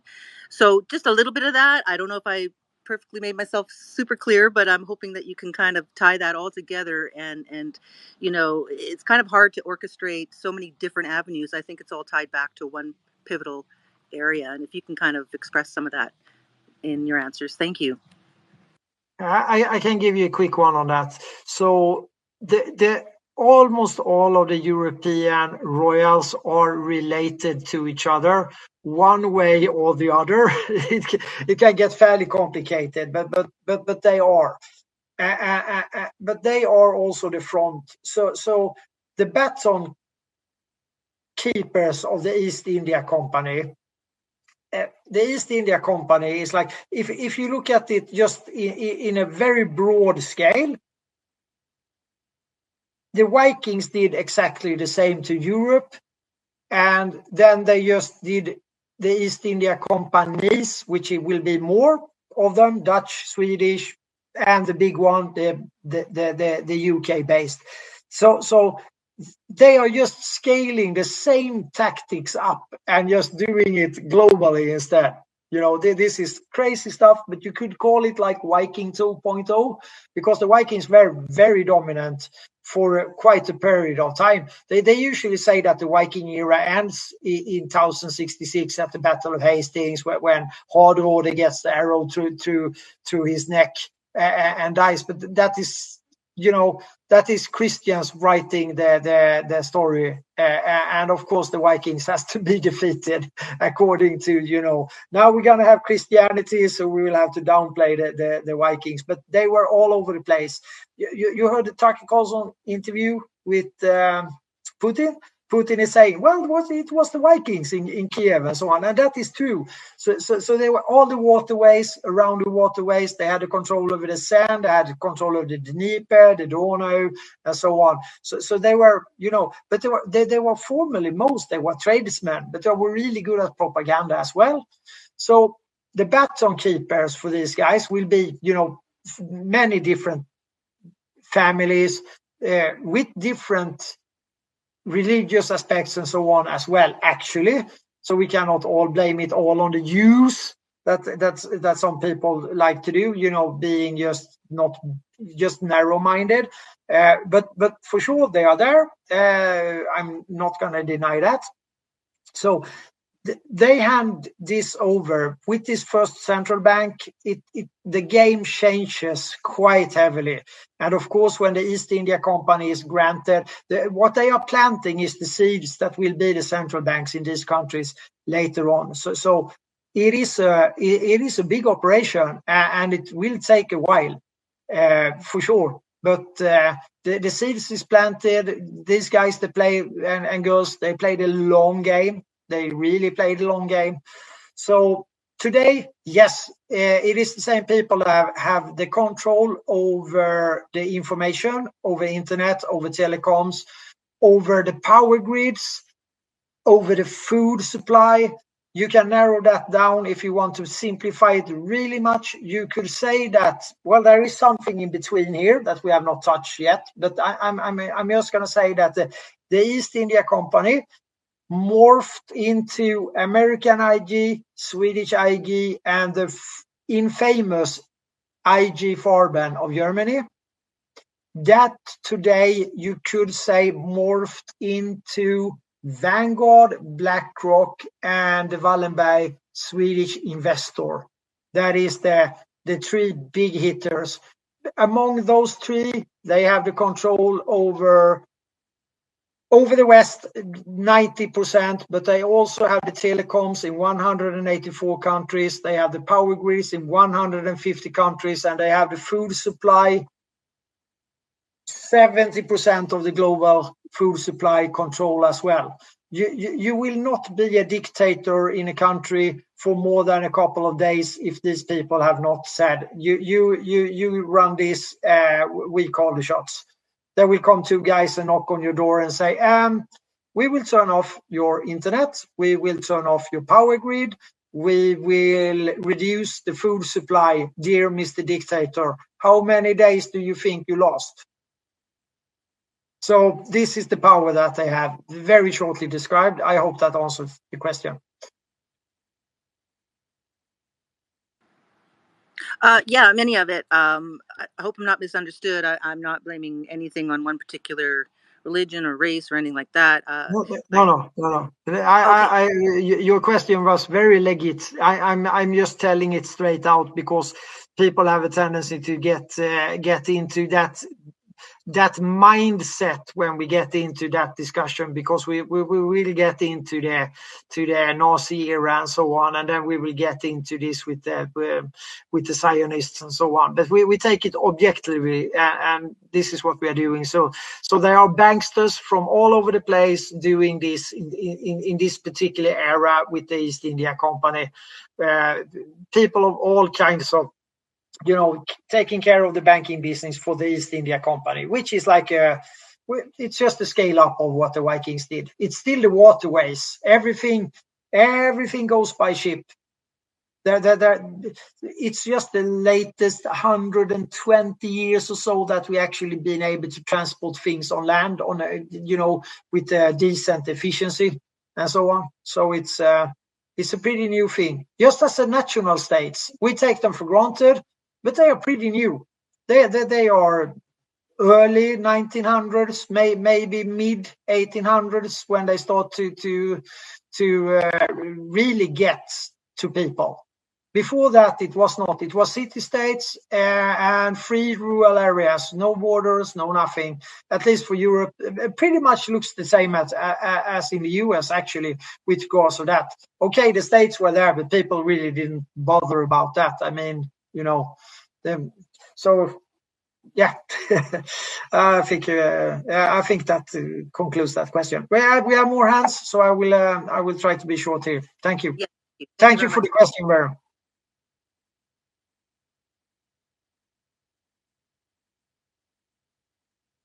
I see we have one other hand. Fact, do you want to ask a question? Yes, I do. First of all, thank you for this presentation. This has been the most informative, well put bird's eye view history lesson of our history and banking system that I have ever heard, and I am deeply grateful for it. The question I have is, I wanted to know what your thoughts were on the sovereign movement here in the U.S. I don't know. I'm still learning. Everything that's been said here today is basically the granddaddy of bits and pieces of what I've heard in that movement. And I'm still learning. I'm still, getting my information together with all of that. But what's your opinion of the effectiveness, or I don't know how to frame the question quite as much as well as I would like to, but what's your opinion on that when someone from the U.S. will, go before the court and, proclaim that they're sovereign and so on and so forth? Thank you for your nice words. Fact, yes, I know quite a few of the state nationals, as it should be spoken. I think it to be correct. They are doing a great thing by leading by good example, because they are stepping out of the Admiralty law, and the Admiralty law has no, and I mean no, power in any of the states of the US according to the Constitution. It's a no-brainer, and there are millions now, and it is a very, very good thing that people are doing this. On a personal basis, it could be, a bit tricky and so on, but you still have the opportunity by leading, and leaders will create new leaders, and it will also demand from you to be a state national, that you actually knew a little bit about the history, and you get into this and you understand the nefarious bar, and all of these things, and it will make you a competent leader in your local community. And I think that is a great thing, and probably looking at the long game here, one of the most important movements within the United States that have ever sort of blossomed like it actually are doing now. So I really appreciate all of these people that are fighting and trying to educate and so on. But for personal reasons, some of them, but mainly it is out of an altruistic perspective that these people are doing this, and I am honored to know and have been acquainted with quite a few of them. So Admiralty law / maritime law, call it what you want. It is the old Viking seafarer law put to some grinder, you could say, coming out even more nefarious, and suddenly it's on land. So this is a part of the scheme, of the scam, of the Ponzi scheme, and it is what actually, in the long run, in the essence of it is what makes the central banking system work, because you can put up the smoke and mirrors and make people believe in it due to the Admiralty law, without convicting a crime or whatever we should call it, more than against the humanity, but that's a fluffy one. So thanks for the question, and thanks for your nice words. Great question, great answer. Do you want to take one more hand up? Yes. Okay, House. Oh no, I was gonna say it's funny. You're talking about Vikings, and yesterday it was so funny that I think it was one of my family members. I just walked past my house, but they were watching Vikings on TV, and I just thought it was really funny that it's kind of like the olden days and some of the stuff you see on TV that's just not really thought about as much. If you look into it a bit, it kind of correlates, but you don't want to look too far in, because then you kind of just get stuck in a paradox of what the heck is going on in the world.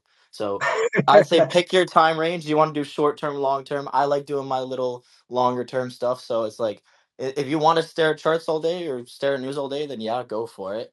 But like I said, keep your sanity and choose like 2 weeks or something. Yeah, or read a couple of X posts, hang out in a couple of spaces, and then go forest walking and think about it. You actually have a through and through Viking in Tisha sitting here. She's of Longobards heritage, and just to give a deep historical perspective on this, the Longobards in the year 14, they made a deal with a former Roman officer that had his family or his roots in the north of Germany, and he approached the Longobards, which were Vikings from the south of Sweden, and they were pretty good warriors at that time, really good warriors actually. So they invented a new way of making war against the Romans, and it was very successful because of course this Arminius guy, he's called Hermann's Denkmal as well. He's downplayed in the German history and so on, of course. But they throw the Romans out of his pot, and the Longobards made they gathered quite a few people that liked what they were doing, what they were saying, so they made a slow march to take care of the Pope. So they made their way through Europe, catching up more people, tagging along with their philosophy and whatever. So they entered and took over Italy, except for Rome. Around year 300, they had taken over all of Italy and put Rome under a siege for about 400 or 500 years. So the popery at that point in time, they were sitting and being grumpy in a siege Rome. Meanwhile, the Longobards kicked off the banking industry of Venice, which was the most important port in the Mediterranean. And the word bank comes from the Tisha's ancestors. It's called bank, and that is simply a bench or a table, actually, more of a table.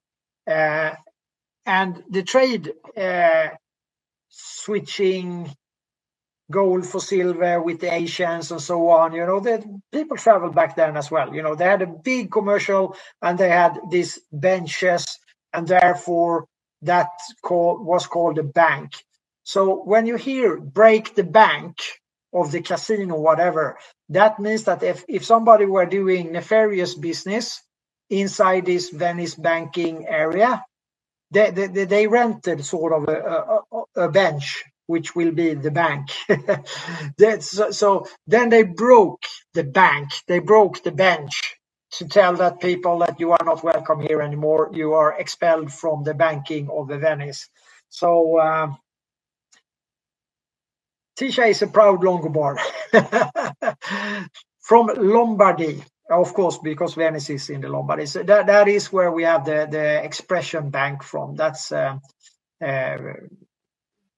maybe not discussed that much, but then now we are very far back in time here. So let's jump forward again to not get too much into the Vikings. So we have a turbulent time in the US banking. We have the first own money, which will be, you have to correct me, like one here, I don't have my paperwork up here, which will be the greenbacks, I would say, which will not be a complete success. And then you will enter into the continental dollar. And now, Laiwan, I think I will have to leave the word to you and see if we get the next speaker up, because Creditor is here as well. He knows a bit about this, and so that will be nice. But yeah, I will rest my case on the continental dollar, and I will get back when we start to sneak up on after 1871, when we start to sneak up on the Fed. Yeah, we invited Jeff Calhoun in. He was going to come and speak in the space. I've just DM'd him here. Definitely, I have to defer to him. If anybody else is familiar with this time period of about 1800 forward with the continental dollar and the greenbacks, definitely put your hand up and speak. Otherwise, I'm going to just put the mic down and see if I can get John. Okay? House, you have something to say on that? I don't know how controversial you guys want to go, but if you just Google Ian Carroll, I'm pretty sure it'll come up. But he did a whole thing on like the history of the world into like I think Fauci and shit. But I think that dives into a bit of the world history and kind of where people started and where money flowed around and kind of what got built up. Okay, I will check that book out. And maybe we may just have to move forward until somebody comes in who's knowledgeable about it. I mean, I don't think if I did an AI search right now, that's really what everybody has in mind.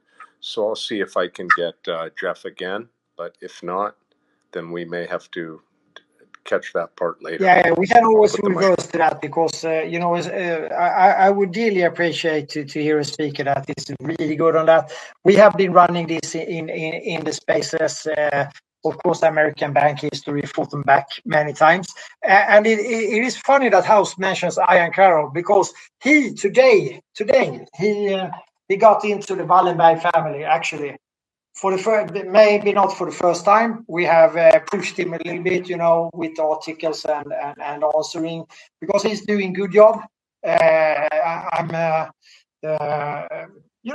Good presentations and so forth and so on. And now he's into the Wallenbergs. So let's see. I have offered my services to him because there's much more to say about that. When we get into when we pass the 1856 timeline. These guys, they accelerate like, we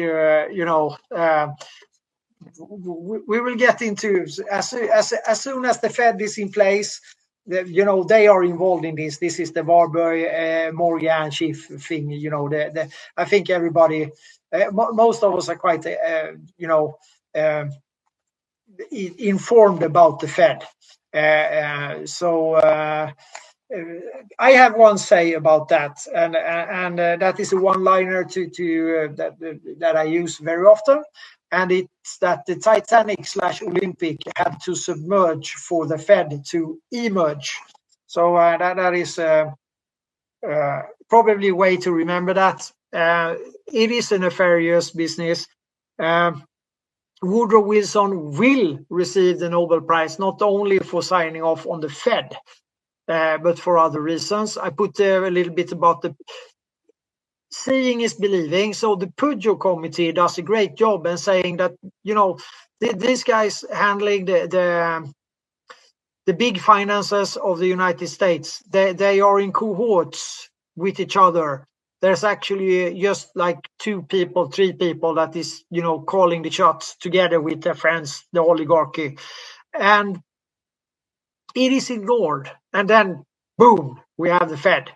I mean, and Woodrow's ink on that piece of paper, which forever changed the course of history. It has merely dried before we kick off, let's call it the stage 1 of the Bank for International Settlements, which is the First World War. And this is a messy war. It's crazy war tactics. It's life-consuming. 22 million people will die in it. Of course, we are not bombing civilians and so on, which will be in the next war. But it is a nefarious war. The warfare is really, really terrible. And this is... I have a feeling you're referring to mustard gas, among other things. Yeah, that also. And that will lead us actually to something. I'm glad you the mustard gas or the warfare gas. This is one of the Kaiser Wilhelm Institute guys that later on will be on it's already existing, but it's not so, not so big as with the IG Farben that will be like the most nefarious hegemony of companies ever. They will totally dominate very soon. But anyways, Fritz Haber is the inventor of this. He's even, if we all remember the great poem, The Fields of Flanders, which is actually, ironically enough, read at the UK crownings or memorials or wherever. It's so nefarious that they are using that. That is from a Canadian soldier that talks about the poppies of the fields, and it's a very, very good poem. I don't have it in front of me. I read it sometimes when we do these spaces, but Fritz Haber, and this will be very, very important. He's nefarious. He's a nationalist. He's a German. he also invents the fertilizer. He has no idea about how to manufacture it. But by pure coincidence, or maybe not, one of Wallenberg's business partners and also maybe one of the most brilliant minds of the 20th century, Christian Birkeland, a Norwegian scientist that actually will discover the uranium. He does that quite early in 1906. This is prior to the First World War. He also does another invention that we today call the rail gun. Back in the day when he did this, it was called the rail cannon. That was not really a success. He didn't find any big finances for it. But his other partner, who is called Sam Eide, very special man, these are the guys.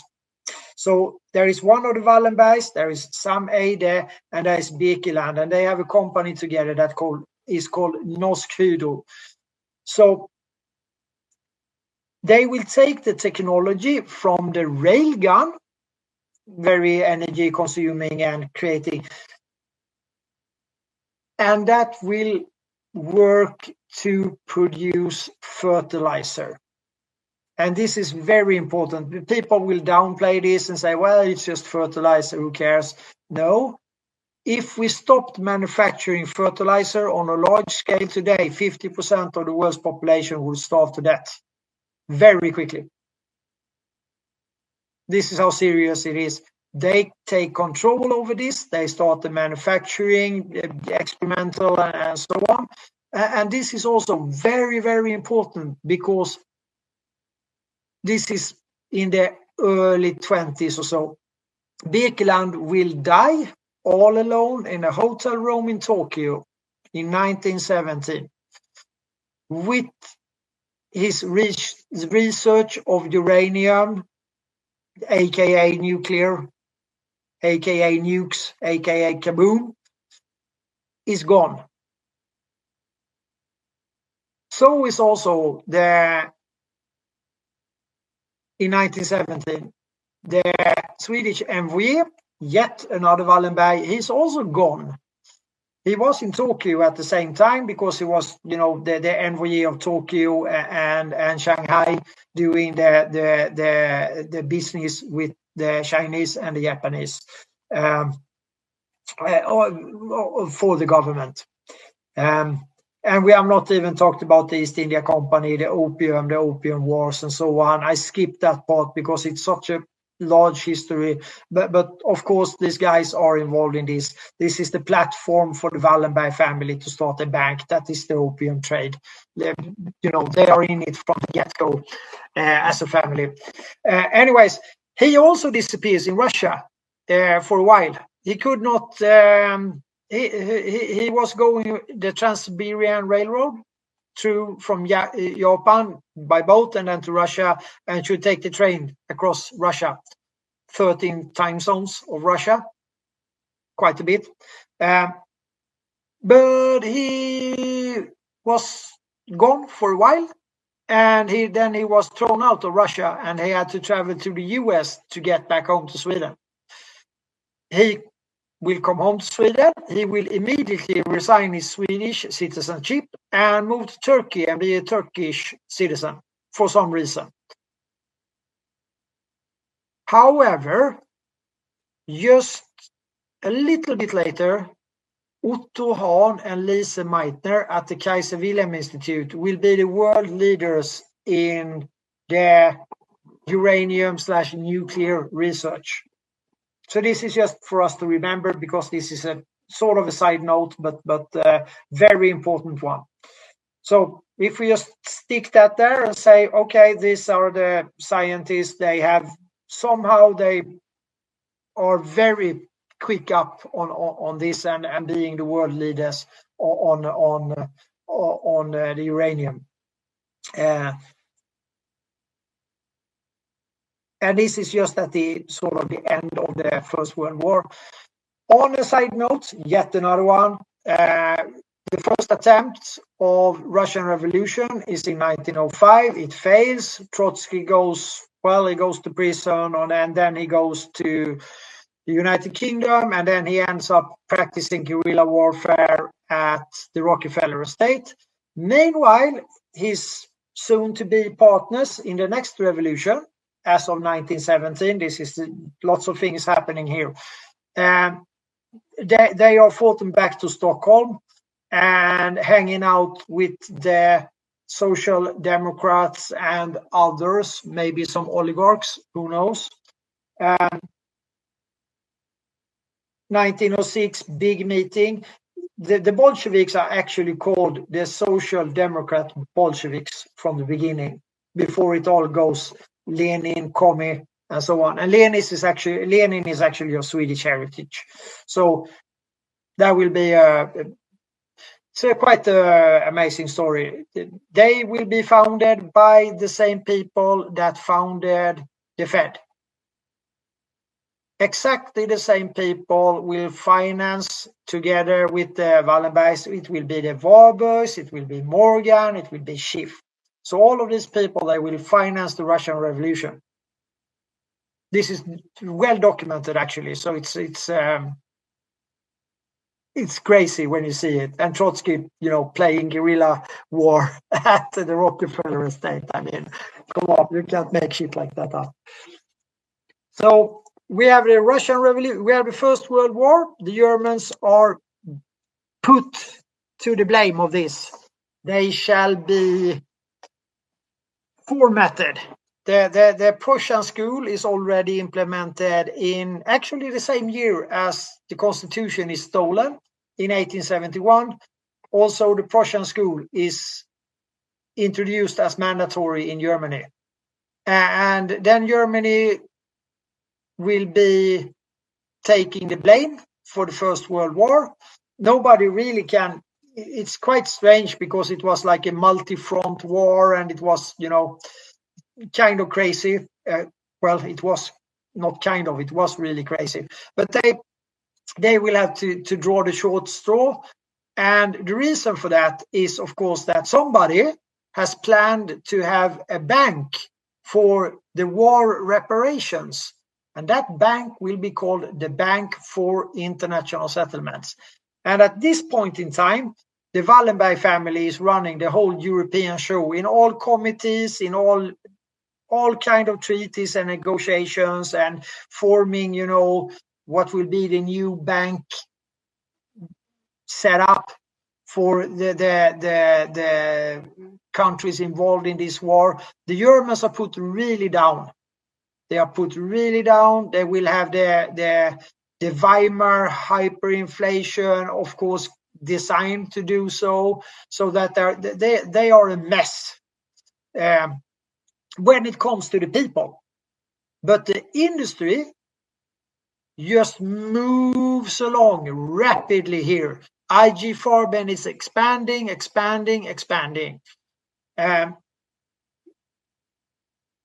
taking over other industries in the aftermath of the war and so on.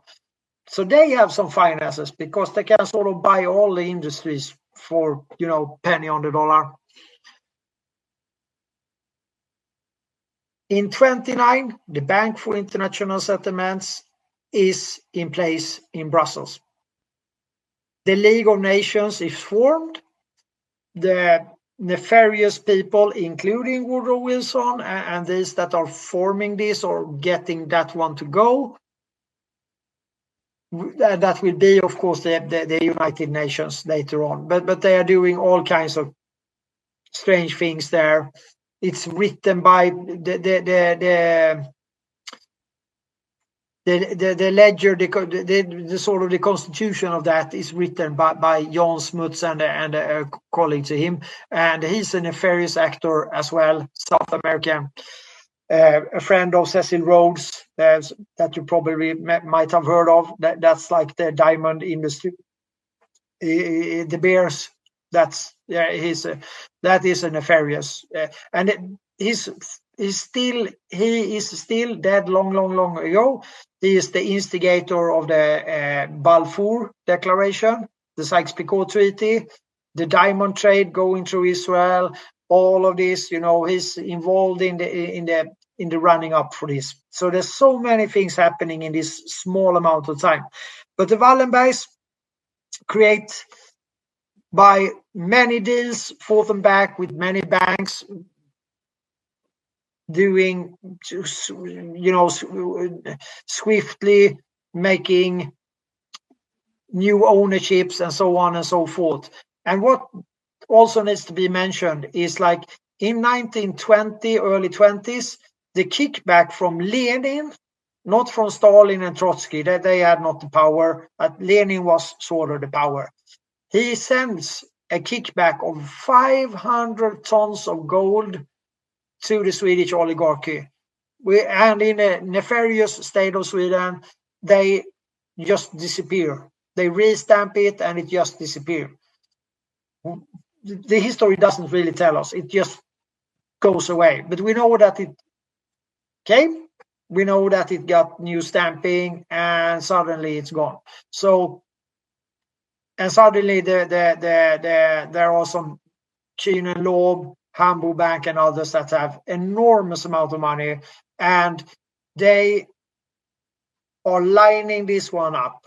And the world's richest man, also a part owner of the Ericsson company at this moment in time, in 1932. Earlier in 1932, Aristide Briand, the French PM, they were keeping a good eye, a control over the Bank for International Settlements. And the other guy is Ivar Kreuger. In 1932, at the funeral of Aristide Briand, who died under very mysterious circumstances, in Paris, Ivar Kreuger, the richest man in the world at that point in time, he survived the stock market crashes. Now, he came out a winner. He played his cards very well. He is able to hand out a loan to the German government for I don't know what it will be today, maybe $1 trillion, whatever. It's hard to compare. I'm not a very substantial loan at no interest, just that he would have his matchstick businesses allowed in Germany with a good deal. This is in the daytime. The funeral is in the afternoon.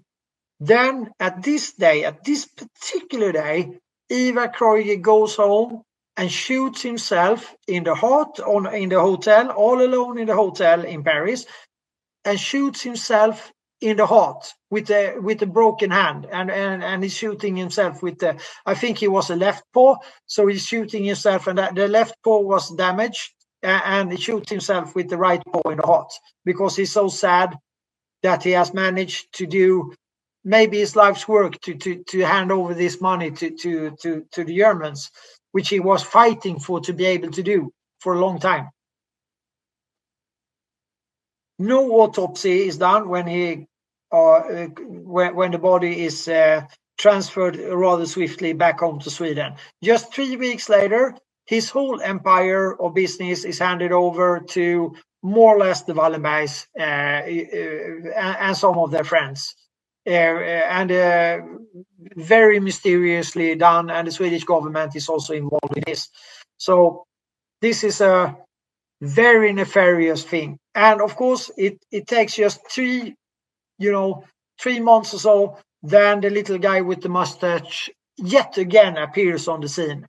Together with Göring, who's been living in Sweden for quite a while, Swedish wife, and it's a fantastic story lying there as well, but involving flying and so on. He was a fighter flying with the Red Baron and so on. We don't go into that. So the little guy with the mustache appears, and he has the wallet of, suddenly Germany goes on warp speed. IG Farben goes on warp speed. The money is flowing. There will be Volkswagen, there will be Autobahns, there will be infrastructure. And meanwhile, the IG Farben, the Swedish IG, the American IG will take over, just as I said before, that what they did in the early 20s, they're taking over the businesses, will blackmail or take over so many businesses in the US, in the UK, in France, in Belgium, in Holland, everywhere. They will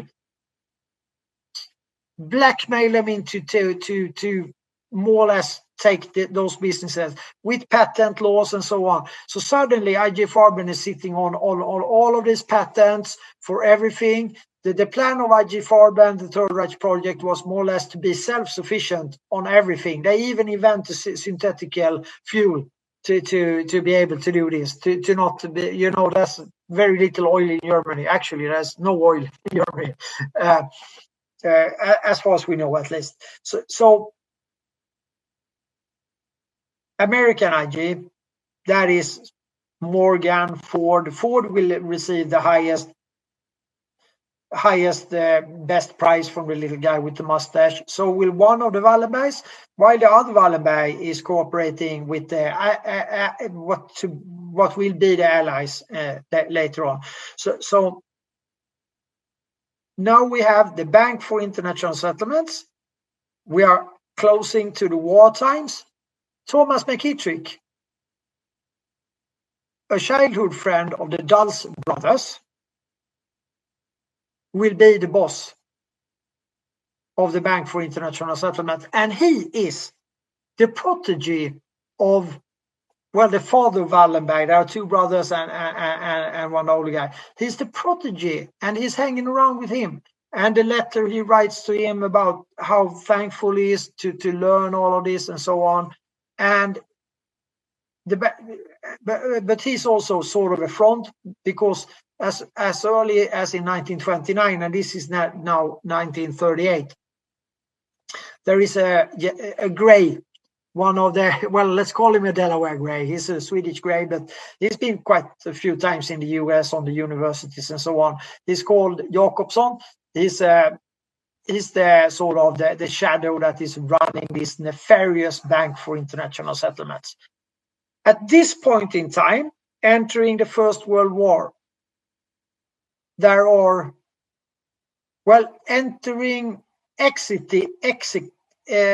exit of First World War, there are 23 central banks. Then we fill up with some more in the time between the wars. And we are up to, like, I can't remember the exact, 35 or something like that in the world. Today, there's just a handful of countries that do not have a central bank connected to the Bank for International Settlements. One ring to rule them all. And Tolkien indeed knew, because his father was a very prominent banker from South Africa. So he knew the banking industry in and out, and his arch enemy was the head of the Bank of England, Norman Montague Ring. He wrote in the English press, you know, articles about this, and he tried, you know, to say it out loud, but he was, of course, you know, not successful in that. And therefore, he probably decided to write The Lord of the Rings, to give an instruction book. He saw that he was, you know, too early, no chance, whatever, I need to do something. And I think he sat down, you know, one day and said, well, I've been traveling in the Nordics. I've seen all this Alfheim, the River Valley. I've seen all of these places. I've read the Kavela in English and so on. And the Kavela has a lot of stories, morality stories and so on, you know, with all kinds of things. So I think he just decided that I need to write an instruction books for the forthcoming generations here. They will probably understand.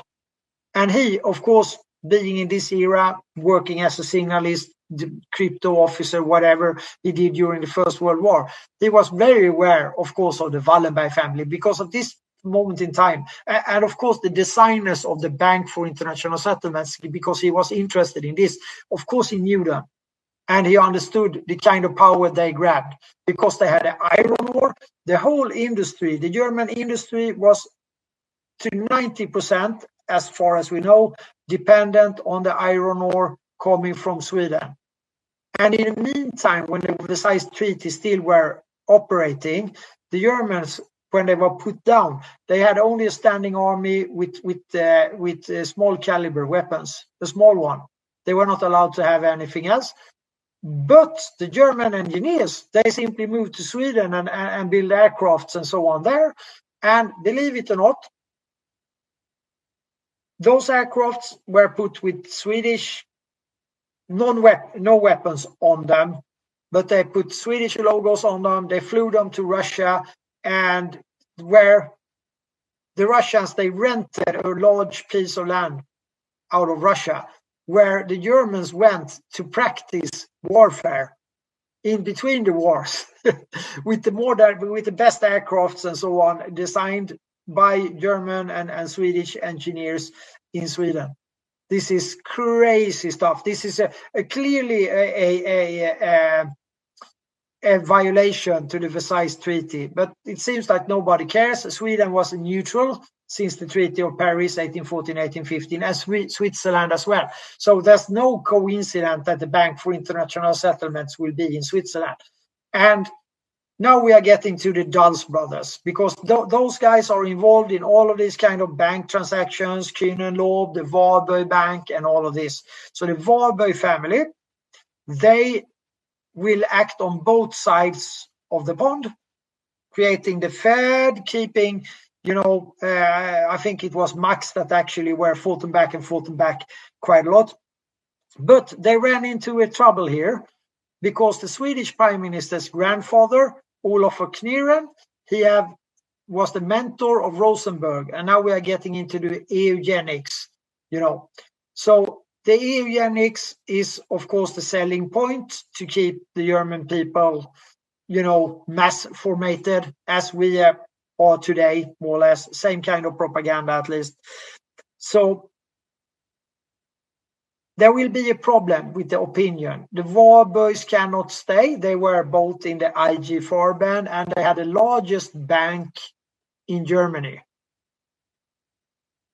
And there is a deal that we really don't know what happened here, because we have a Swedish investigation, a bad one, that was forced by a very good book by a couple of Dutch writers, which is called The Art of Cloaking, where this with IG Farben, with the Dutch banks, had ownership in IG Farben, the Wallenbergs will be there, of course, and so on.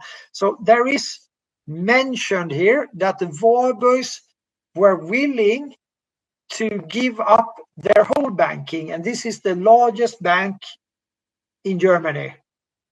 And the Germany is, flooding with IG Farben money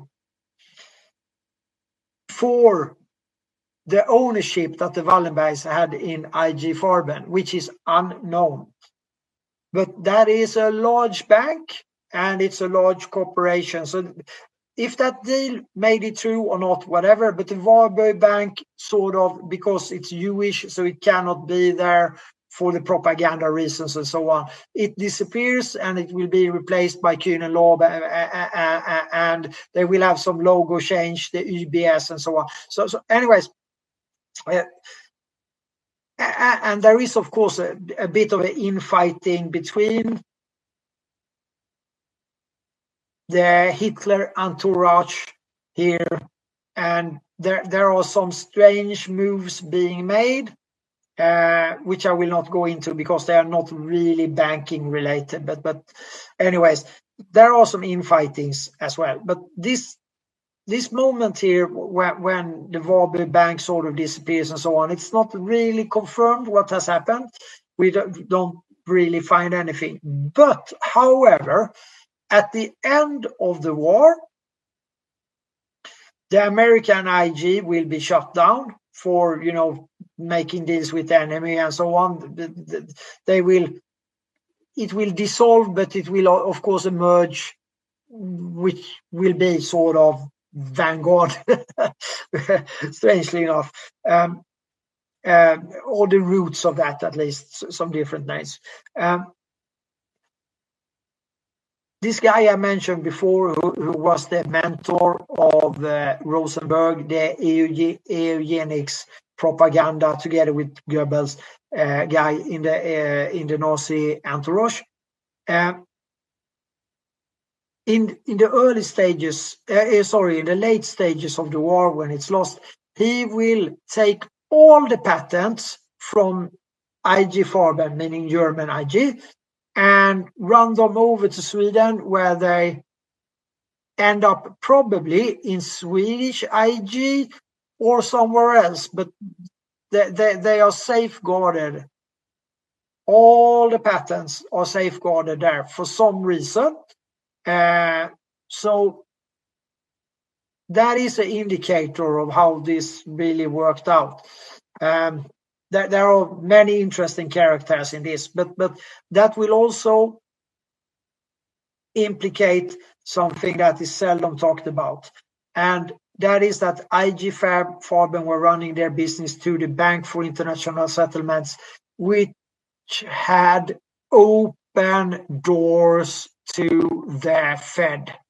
The Fed never shut down the German/Nazi bank accounts.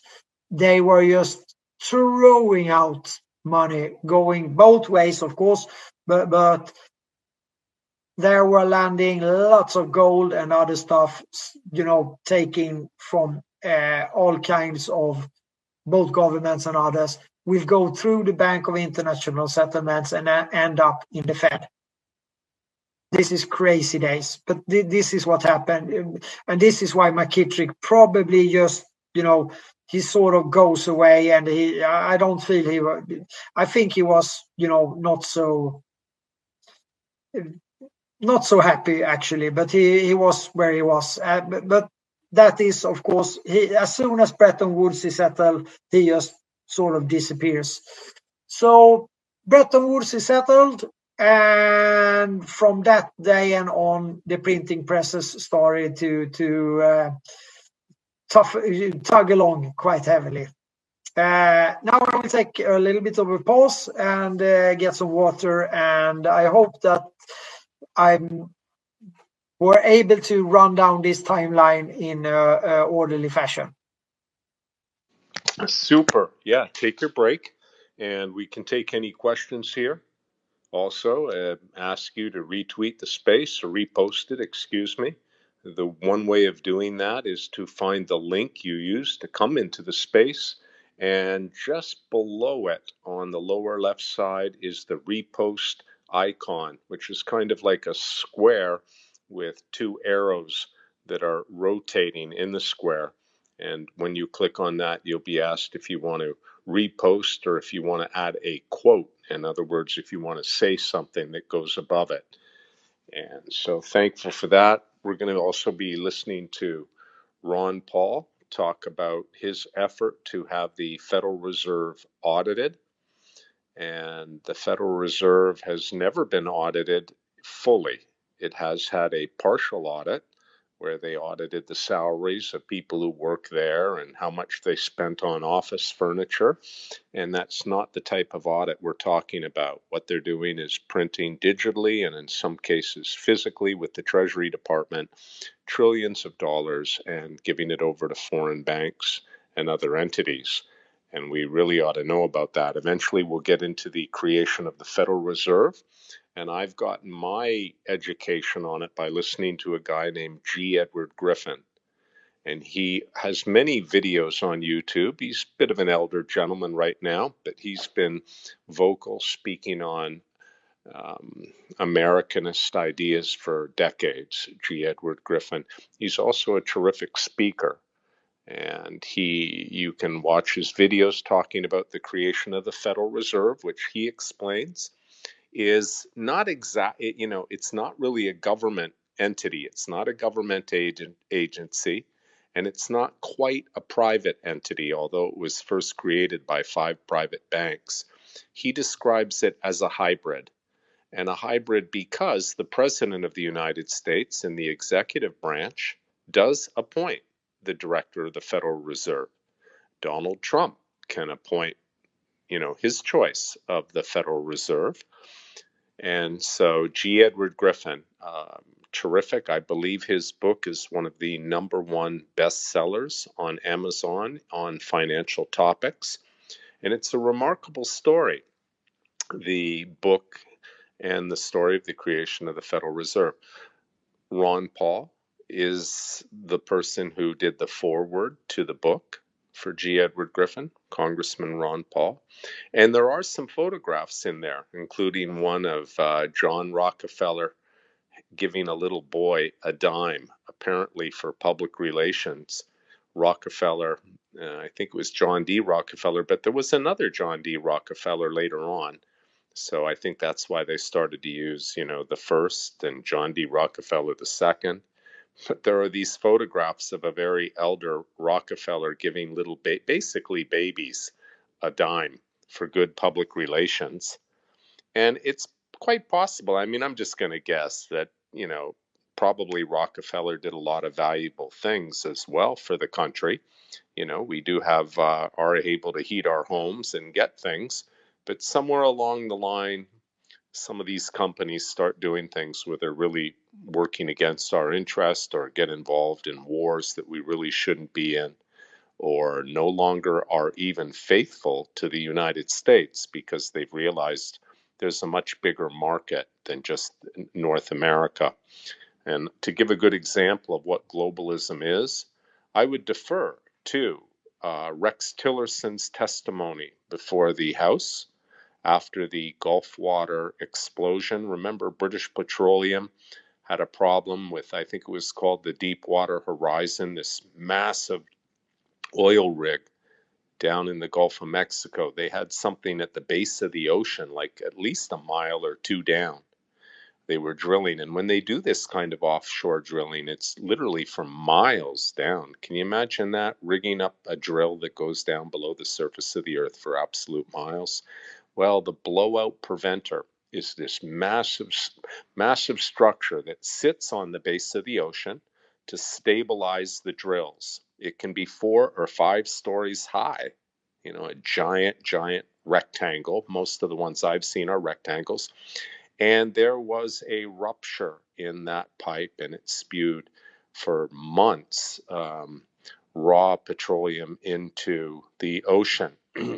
And ecological disaster. And that's why Congress called the president of Exxon, which, by the way, used to be Rockefeller's company. It's gone through some different names over the year: Rockefeller, Standard Oil, Esso, and then Exxon. And at the time he testified, I think he was asked, "Are you the largest oil company in the world?" And I think he said, "Well, sometimes we are. Sometimes we're number 2. Sometimes we're number 1. And he was asked, and Rex Tillerson, by the way, Donald Trump made him Secretary of State for a period of time until Trump fired him and said that he was dumb as a rock. Anyway, Tillerson was asked, how much profit does Exxon make in the United States with your gas sales? And I believe he said 8%. And that's all you need to know about where a company's loyalty is in the 21st century. If you're only making 8% of your profits in the United States, and you're making 92% of your profits in other places around the world, you tell me where your loyalty goes. Because there was a time, once upon a time, where people might not have been happy that they weren't the movers and shakers and wealthy elite in the United States, but they sort of felt, but these big companies we have, they're on our side. They're helping us fight these wars or show our, influence all around the world. Yeah, maybe a short period of time that was true. The Germans had Krupp, which was one of their big companies that helped them through the war. And I'm sure there was some German pride in Krupp and Volkswagen and BMW. And the Japanese had Mitsubishi, which many people, maybe even some people in this room, are driving a Mitsubishi, but they made the fighter airplanes for Japan. So there was once upon a time where we thought, oh, these big companies, they're like, kind of on our side. I repeat, Exxon making 92% of its gas sales outside of the United States. There's no loyalty or allegiance to this country whatsoever. So as soon as our guest speaker is back, we'll continue. We're going to bring it right up to the creation of the Federal Reserve in December of 1913 under very mysterious circumstances. And if our speaker's ready, I'll let him take over, and then we'll reach our way there. Don't forget to repost the space and put your hand up if you want to ask some questions or contribute to the discussion. Thanks. We do have some hands up, and maybe our host, we give him a little bit longer. Let's see. Let's get the first one here. Why don't you go right ahead, Tisha, and we'll get to Hi, facts. yes. I was just going to ask about Griffin. Is it a rumor that he passed away, or did he? Well, if he did, I absolutely adore him. I'm going to check that right now. He was elderly, and I did call his office. I think it was 5 years ago. I was trying to reach out to him, and his secretary told me that he was not talking to anyone when he focused on a project and was writing a book, that he literally would shut himself off from all distractions. Unfortunately, that's right when I called at that time. But I admired his ability just to say, you know, the best way for me to do this project is not to be taking phone calls or making plans with people. But thank you for Tisha for contributing that. I'll do a little bit of a check here and come back with an answer. Did you want to say anything else, Tisha? Yeah, it looks like it's not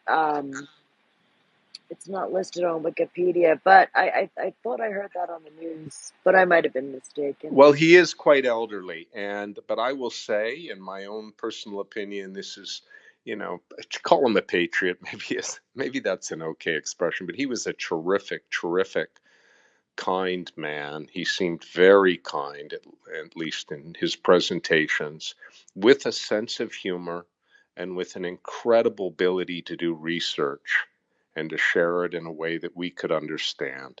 He even described the banks that participated in the creation of the Federal Reserve as like a banana cartel, and that it wasn't so hard to understand. And he was a marvelous speaker who I could listen to endlessly. He got into some things that I wasn't, you know, as fascinated with as like it is with anyone. But G. Edward Griffin is an American treasure. And he's probably the reason we're even having this conversation. Otherwise, we wouldn't even know that the bank system or how the bank system works or how that they create the inflation tax, which we're going to talk about, and fund these crazy wars going on all around the world and making themselves rich so that the people at the bank and the other associates can buy their moon base homes down in Florida and their incredible mountain retreats in Colorado and everywhere else around the country. That's really what it all comes down to, is a bunch of people exploiting other people so that they can live in extreme luxury without having come up with the creativity or the hard work that is deserving of that kind of wealth. So that is a big part of it. And you know, even one guy described it. He said, you know, when the Federal Reserve goes and gives their money over to these banks overseas, one of the first things you see is a whole bunch of the bankers buying Land Rovers. So, you know, or whether they give the money down to these dictators in Africa. And one of the first things some of these dictators have done is buy a home in London or, you know, get a bunch of Mercedes Benz. So, okay, enough of that fact. Please come in. Yeah. You know, Oh, sorry. it's okay. I can wait if you want me to. Yeah, I want to play a little video. I happen to know a little bit about the deep sea horizon. The subsea business is an amazing business. It's actually harder to build a subsea field than to put a space station in orbit. It's actually a harder mission when it comes to the engineering, because you cannot really have a guy with a wrench down there doing. So I've been working in that for during my career, actually. That's right. Yeah, people are surprised to learn that some of the technologies are the same. You know, that one group of people wanted to go to the stars and explore the stars. There was another group of people that wanted to go into the interior terrain of the Earth. And in some ways, it's much more difficult to do that than to go into space. And some It of the is. technologies are similar. Yeah, The similar. the highest technologies in the world were used to stop the blowout preventer from spewing oil into the ocean, which required drilling companies to drill down several miles and then make a hard turn and come into where the oil was flowing up and stop it. And that was done miles under the surface of the earth. So it's really incredible technology. And they also use it to communicate now with ships that are spacecraft that is moving around the moon, or now I guess going to Mars. Thanks. I'll put the mic down. Yeah, it is truly amazing technology. And of course, I was working at Vetco Gray when this happened, and that is sort of the engineering firm for British Petroleum. So it was sort of all hands on deck in the engineering department in Norway. Norway is, of course, oil. So, but the subsea business is very, very interesting, actually, for you if you want to. But and the BOP is one large chunk of metal. I can tell you that. It is one big element. It's like 120 or 280 tons of steel, because it has to take their own weight has to lock onto the wellhead. But it was the human error, not pressure, not trusting the instruments and so on. You need to, they jumped the gun on that one, I would say. But that's just, you need to decompress. So it's very, very, it's like 4,000 bars when when the oil shoots up, because you have all the water on top of it. And the profits are so high. People wonder, how can these oil and gas companies, why are their profits just so high? Well, one of the reasons is the technology is tapping into prehistoric, absolutely, from the beginning of the earth. These are pressures that when you tap into an oil field, for example, that's a few miles below the surface of the earth and under a mile or two of the ocean, you're tapping into the beginning of the earth, and the pressure is extraordinary. So if they're able to capture the oil, I mean, it is flowing like you wouldn't believe, and they have to fill up these tankers and get one tanker after another to come out to the offshore oil rig. And that's basically, I think, why their profits are so high. They're actually connecting their business to prehistoric pressures, or pressures that go back to the creation of the earth. And believe it or not, it's not fossil fuel. It's organic.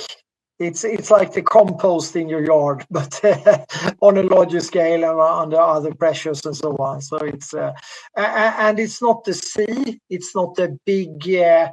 It is layers. Therefore, the drilling is, they do snake drilling and everything.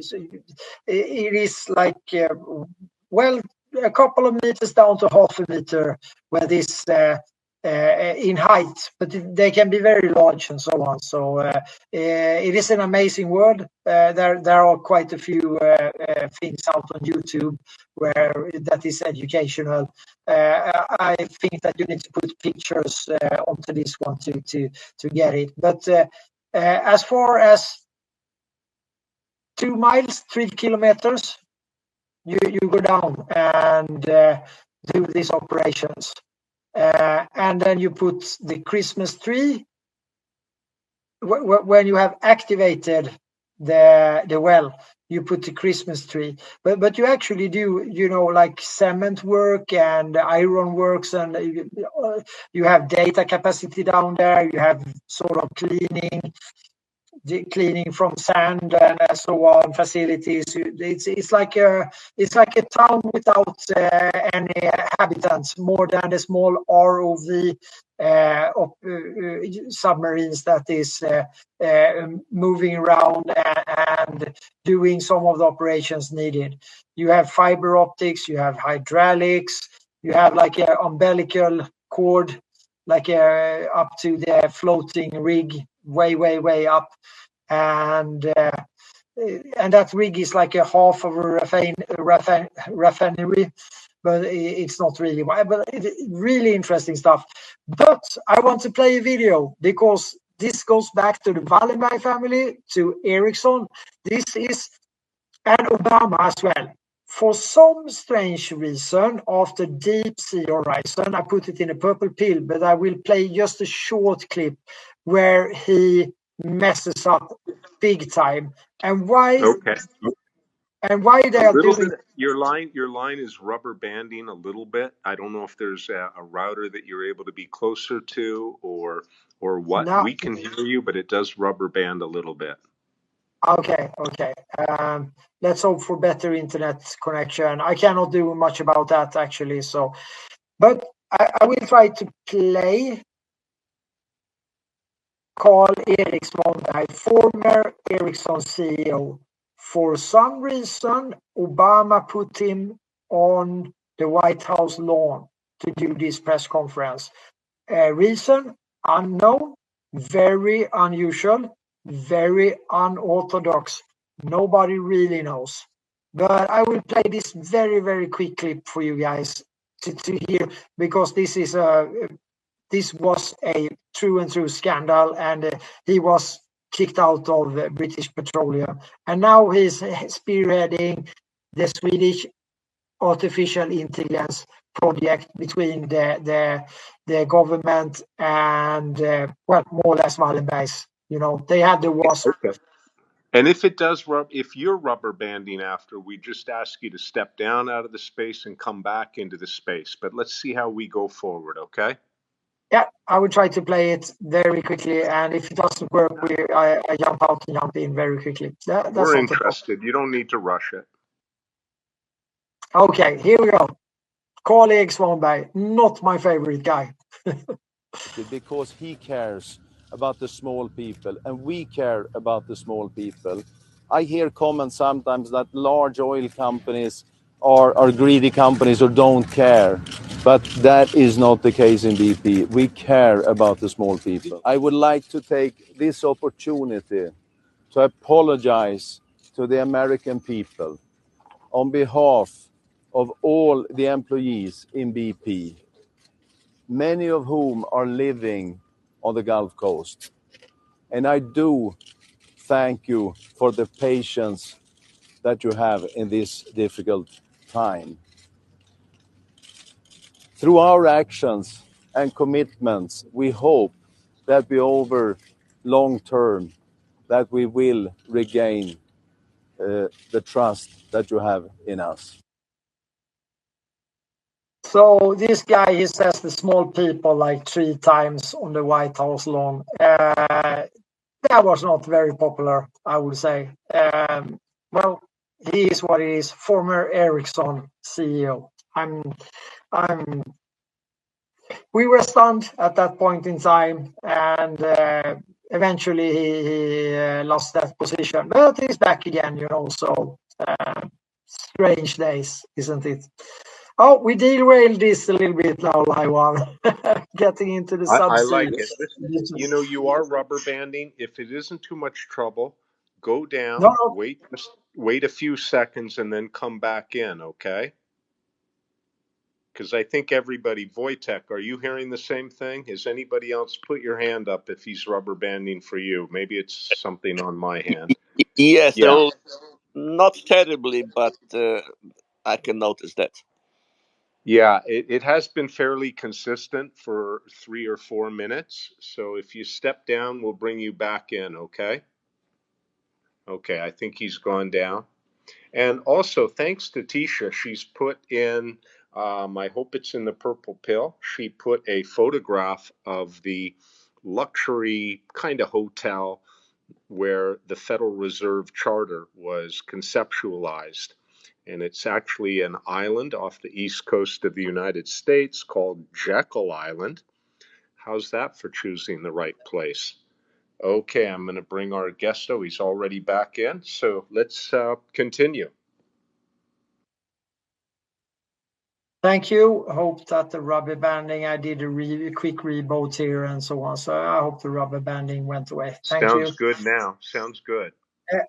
Goody. So we are at the, we have the ingredients here. We have the Fed.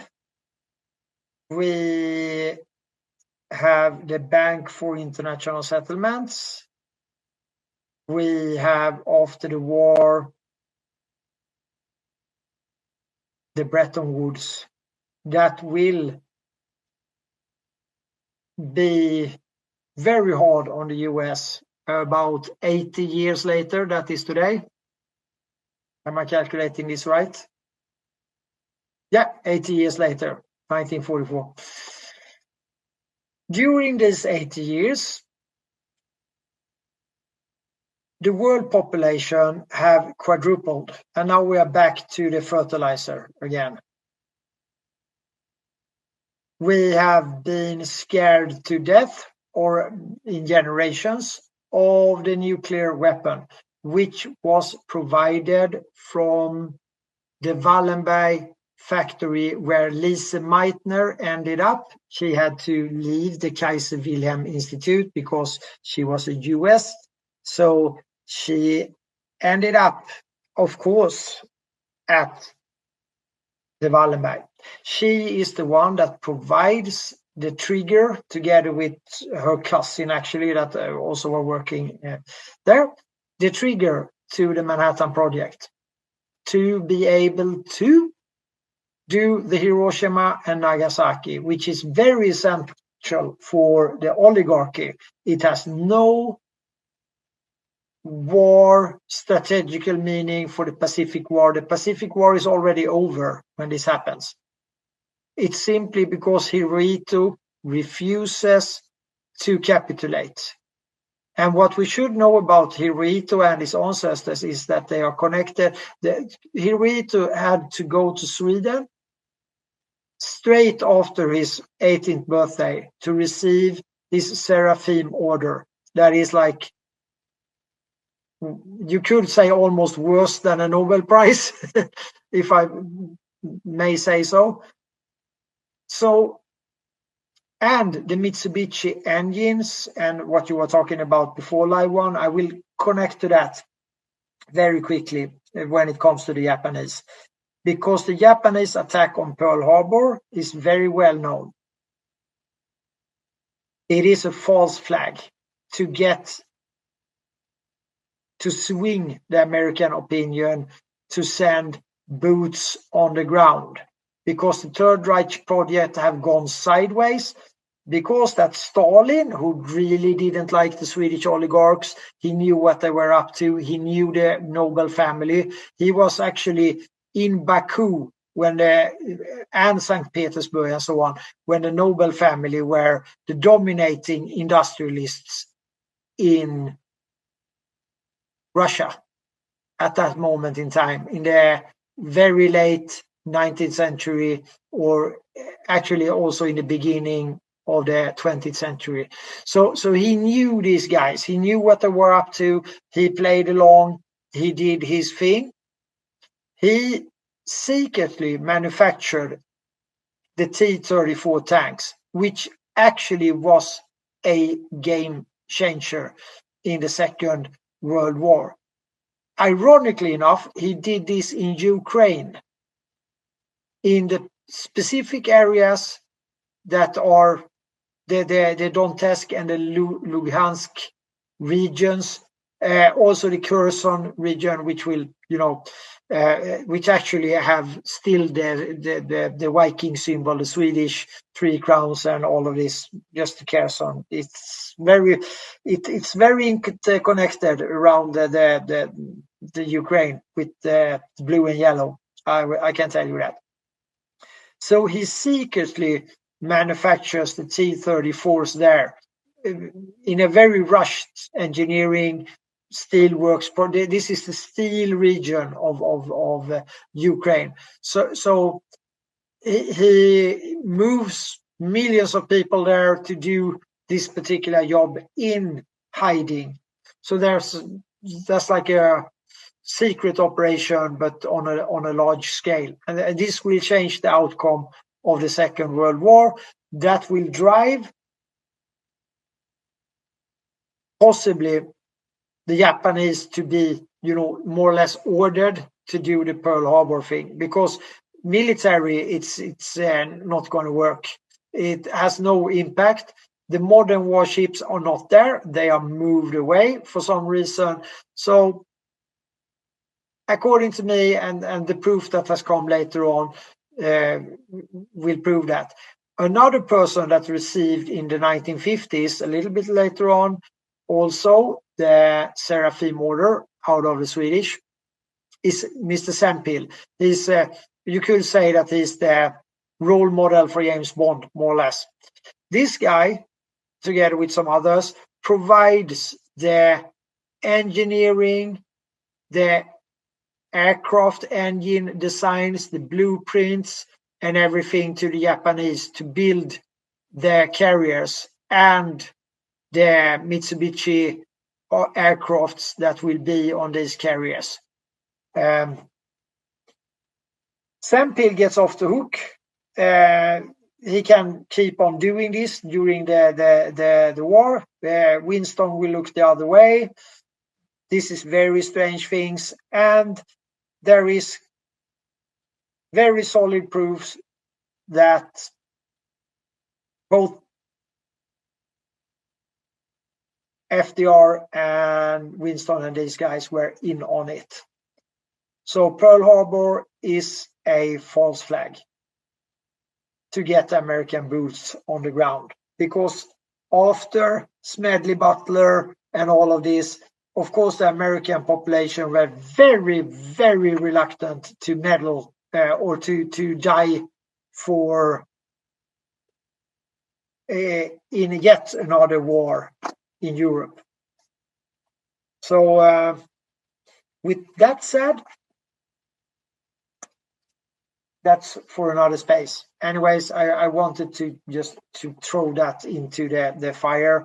I hope that Tish or the secretary will put out the article because I have a hard time finding my articles. My search function has broken down on X for some reason. I don't know why. So if we fast forward a little bit, we have the money printing going from 44. We have the very, very steep population growth all over the world. And this is due to the fertilizer. So we are back to that one again.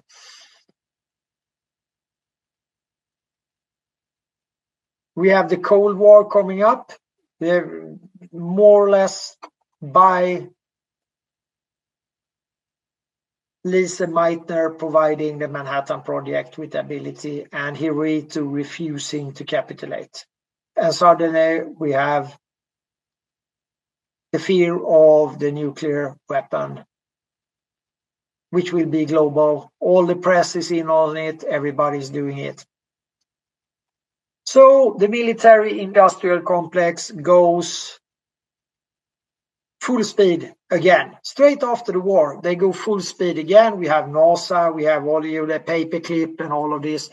So we keep people occupied with the nuclear war, with the bad, evil Soviet Union that also will have the nuclear weapon quite quickly. That's a question that nobody asked. Where did they? How did it? They just invented it by themselves, or where did they get? So there is only one answer to that question. Either they picked the research from, which we don't know, but maybe Wallenberg stole it from Birkeland. Maybe they were handed over the paperwork, the blueprints. Who knows? But sure enough, soon enough, they have also nuclear weapons. And the Cold War with the mutual assured, the MAD doctrine is all over us.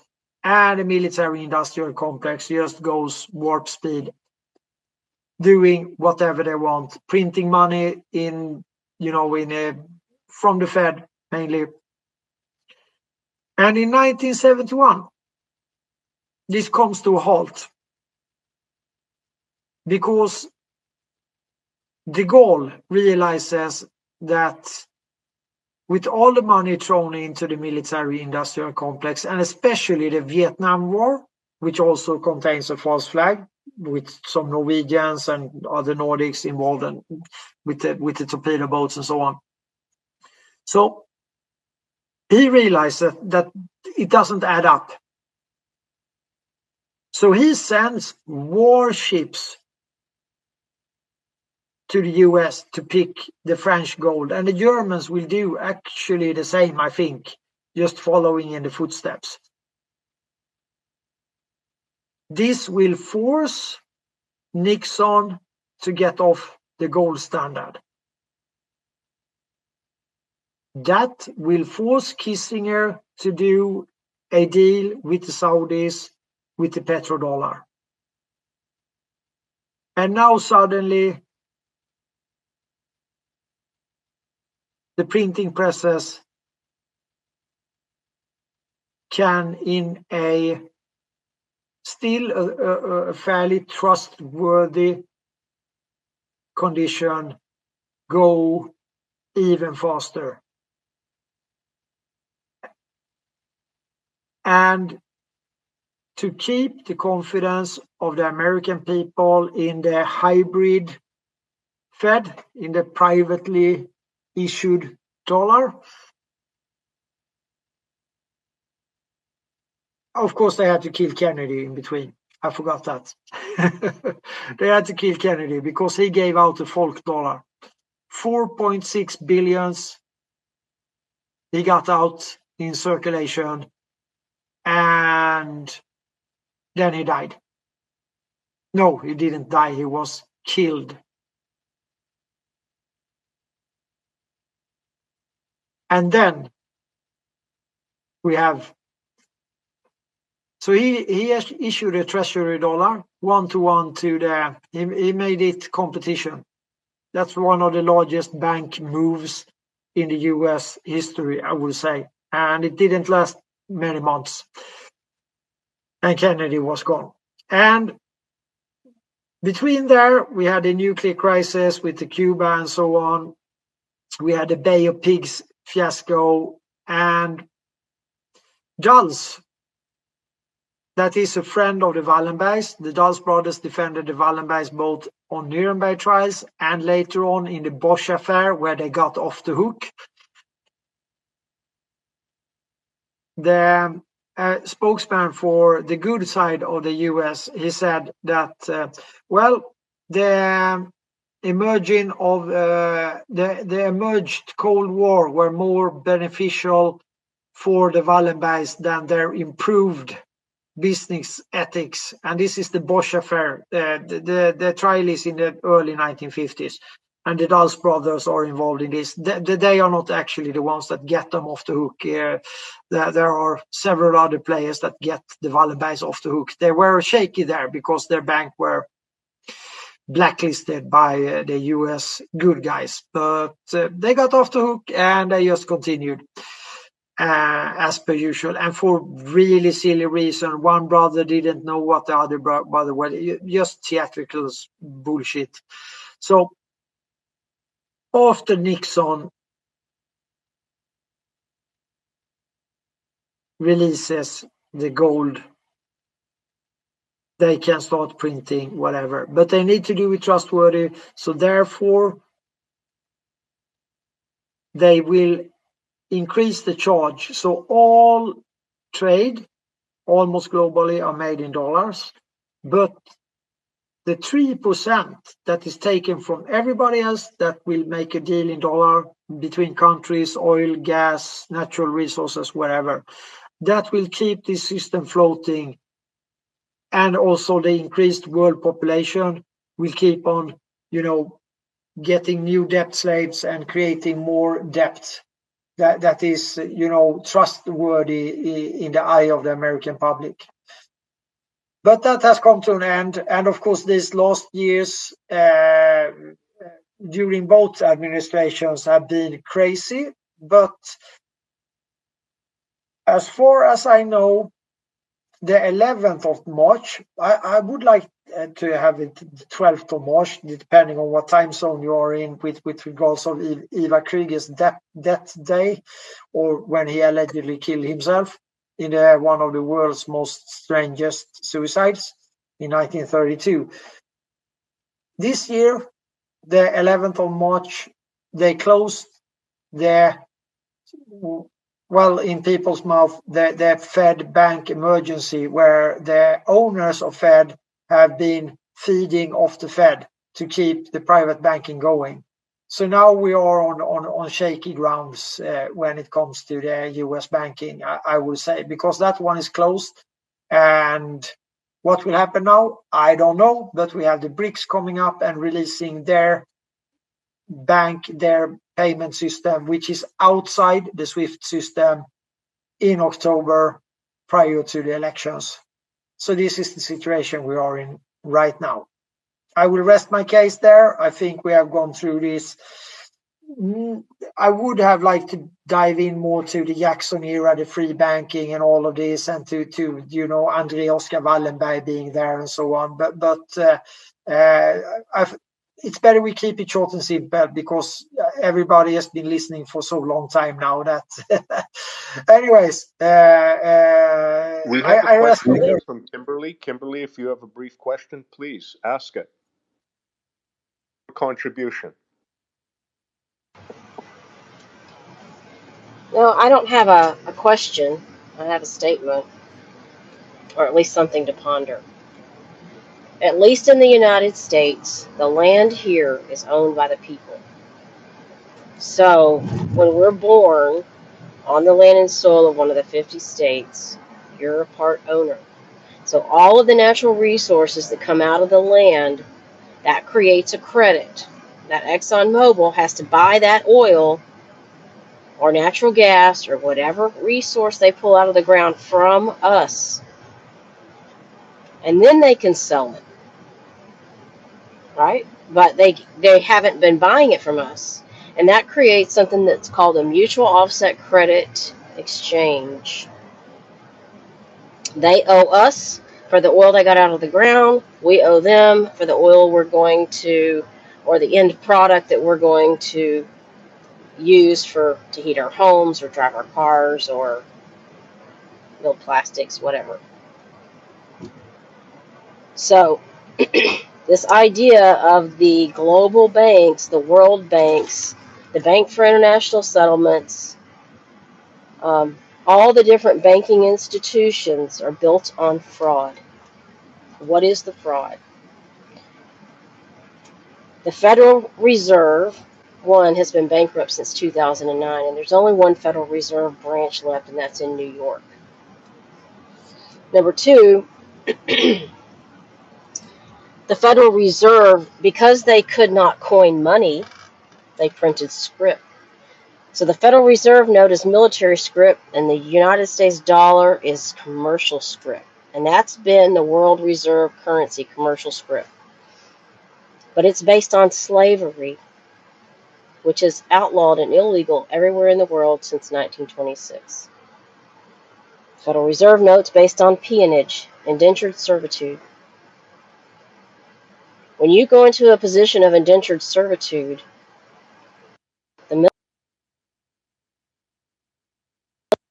the military has to take care of all of your basic needs. So that presents a world problem with the United States dollar and locally or domestically the Federal Reserve note. So there is no money to pay anything, anywhere. This is all built on fraud. So how were all of these world governments funded? And they have been prepaid and pre-funded since 1941. There's about 5,000 global trusts, many of which wealthy families have put up their assets and their trust as the asset that underwrites the credit, right? The land assets underwrite the credit. Like the big set of light sweet crude oil that is located at the base of the Eastern Rockies. It's never been tapped into. No pipelines are needed. All you just stick a straw in it. That the value of that resource can stand as the asset that generates the credit. So what we really have to untangle as we go forward, and what we have to get straight in our mind's eye, is that we've been lied to and lied to and lied to, and it's all fraud. And all of those false flags that Mott talked about are false flags. Why? In the mere nature that they were performed by commercial corporations. The military, at least the United States military, was commercialized in 1861. That means they have no war powers. They have no nothing more than a mercenary conflict. It's a fight over money. But it's not really money. It's script. So I tell you all that to say, whatever happens going forward, call a spade, and stand in the truth. Because then the truth has to come to pass. When we stand together as ones created by God with dominion over this earth, we have dominion over all the resources, all the birds of the air, the fish of the sea, and the animals that move along the ground, and the earth itself. That was the first trust, and we claim it. So we're going to learn a lot, and we're going to go through a lot of bumpy places trying to unbind everything they've done with money, with resources. So you are already wealthier than you know. There's no reason in the world for anybody to be homeless or hungry or ignorant. No reason. There is more than enough resources to account for everyone's needs. Whatever you need, it's already paid for. The debt's been paid. Remember Joshua, the Son of God, who died on the cross to pay the debt? It's paid. So go into the future knowing that you're the creditor. All credit stems from you. You're the ultimate overseer, and everything you need is already accounted for. I'll stop there. Thank you very much, Kimberly. I do have a little Tibetan bell I often ring just when somebody says something deep and let it ring in. Maybe I'm going to put that bell on the table here.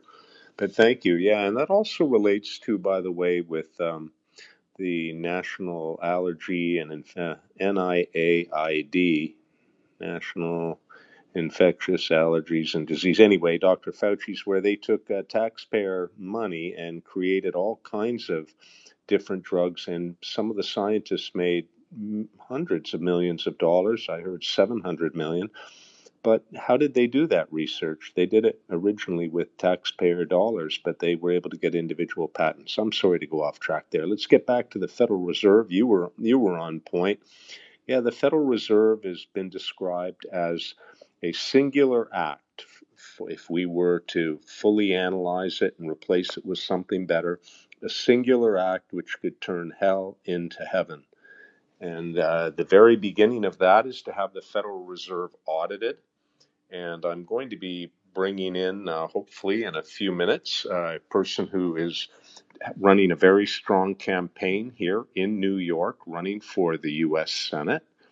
and her name is going to be on the ballot, and she has a pretty good high profile, and I think probably is going to win the election unless they try to steal it from her. I'm talking about Diane Sayre.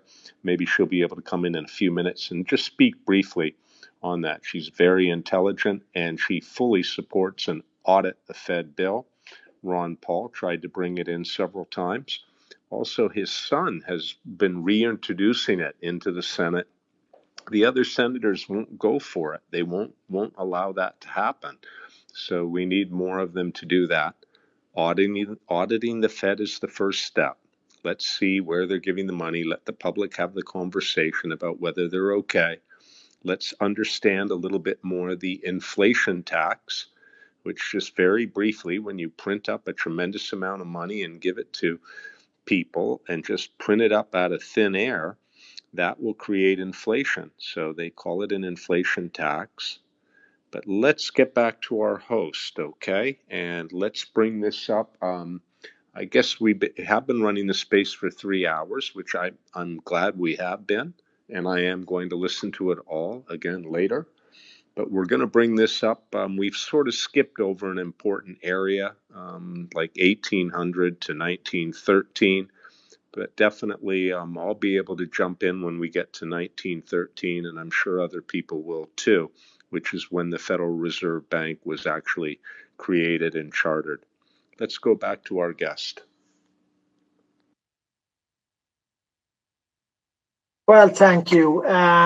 It's getting pretty late here in Mordor. So I guess that we will have to do episode 2 on those critical years from late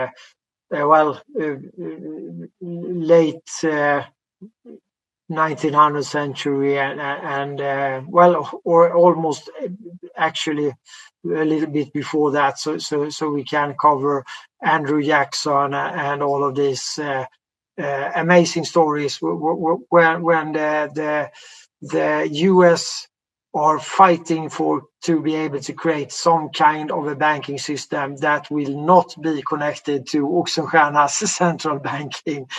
It is such a large subject, so maybe we could plan that for the next time, because you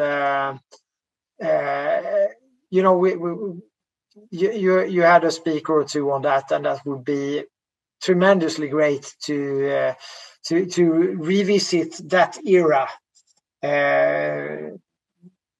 in a separate space. Maybe with some quick. That would be beautiful, but for now I think we have so many facts and everything else also. Should we bring it into 1913 now? Would you like to talk about that? Was there anything else that you wanted to mention? And by the way, don't forget to retweet this space. No, I think we are good. I think most listeners here are pretty well aware of the Titanic, the Jekyll Island, and as you said, Mr. Griffin is a national treasure. So it is very hard for me to match all his detailing on this subject. For me, it's quite easy. It's the same players that will just a little bit later on finance the Russian Revolution, the same players that are in the background of creating, together with Wallenbergs, the Bank for International Settlements. Here they are pretty visible.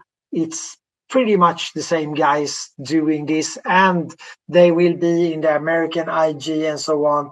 I put out in the Purple Pill, there is a main article underneath the Dulles article, which is a very long one, but for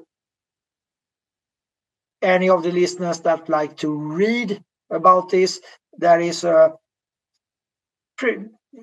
pretty decent summary of these critical years of the Second World War and the prelude as well.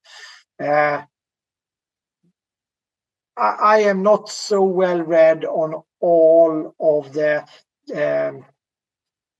all of the details about the Fed. I do know that the families, that will, that actually went down with the Titanic, but they still will be marrying into the war boys.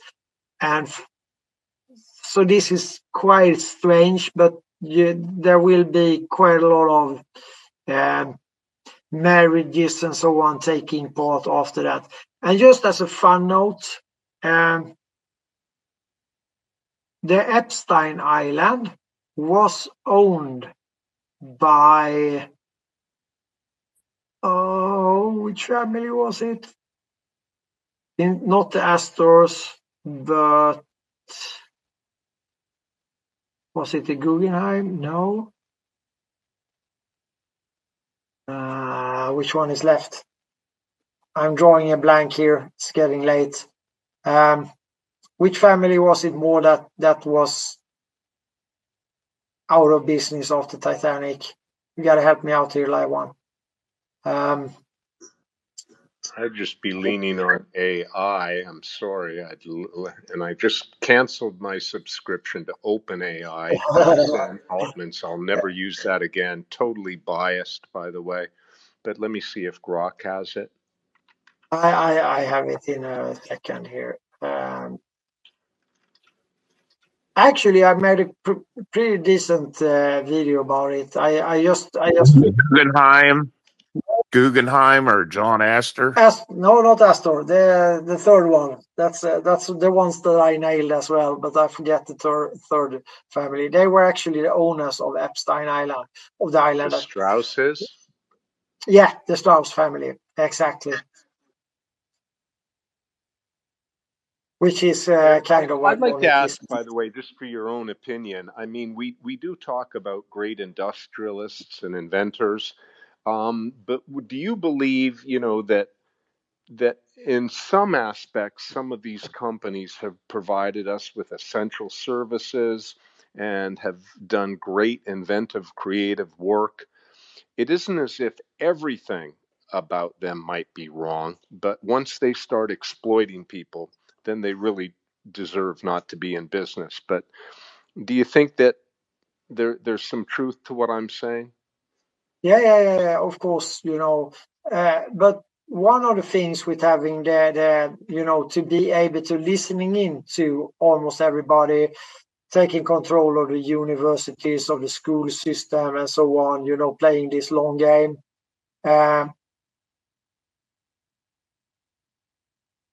It is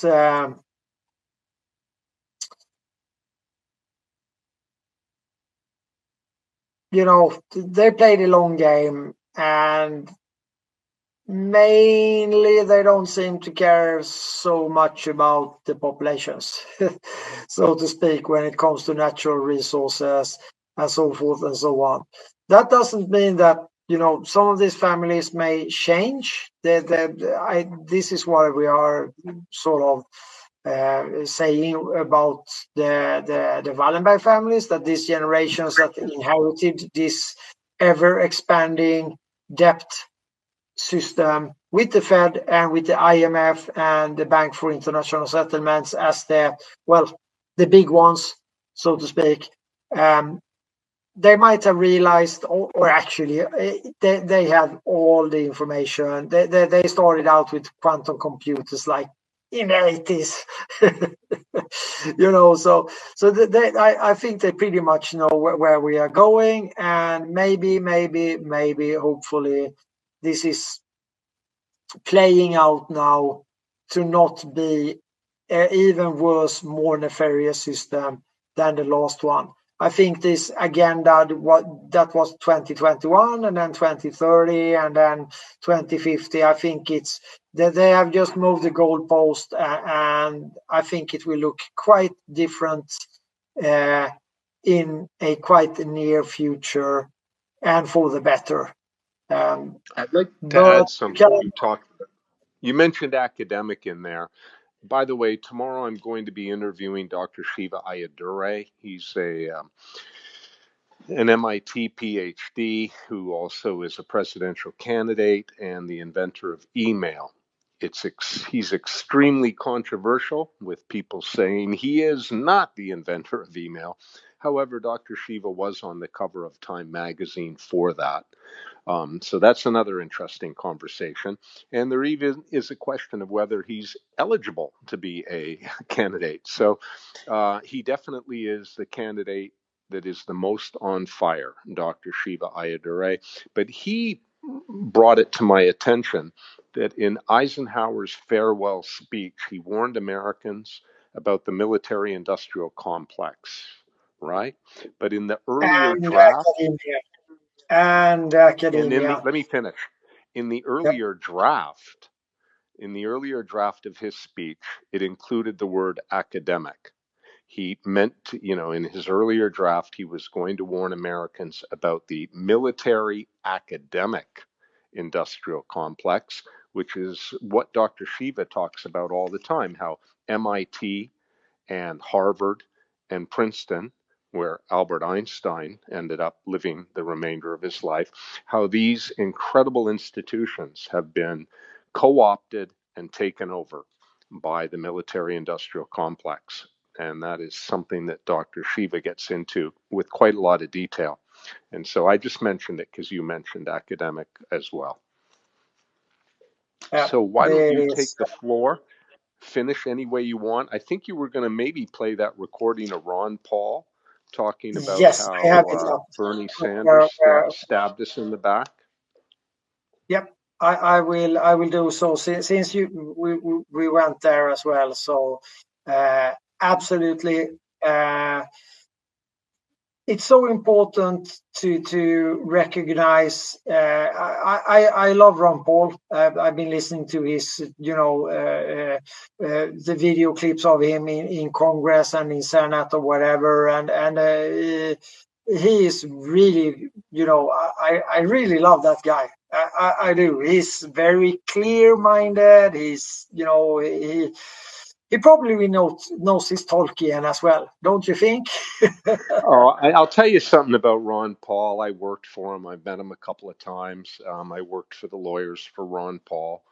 And, Ron Paul, he's such an incredible person.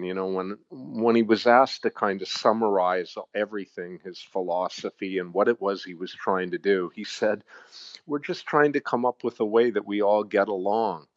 And I thought that was really good.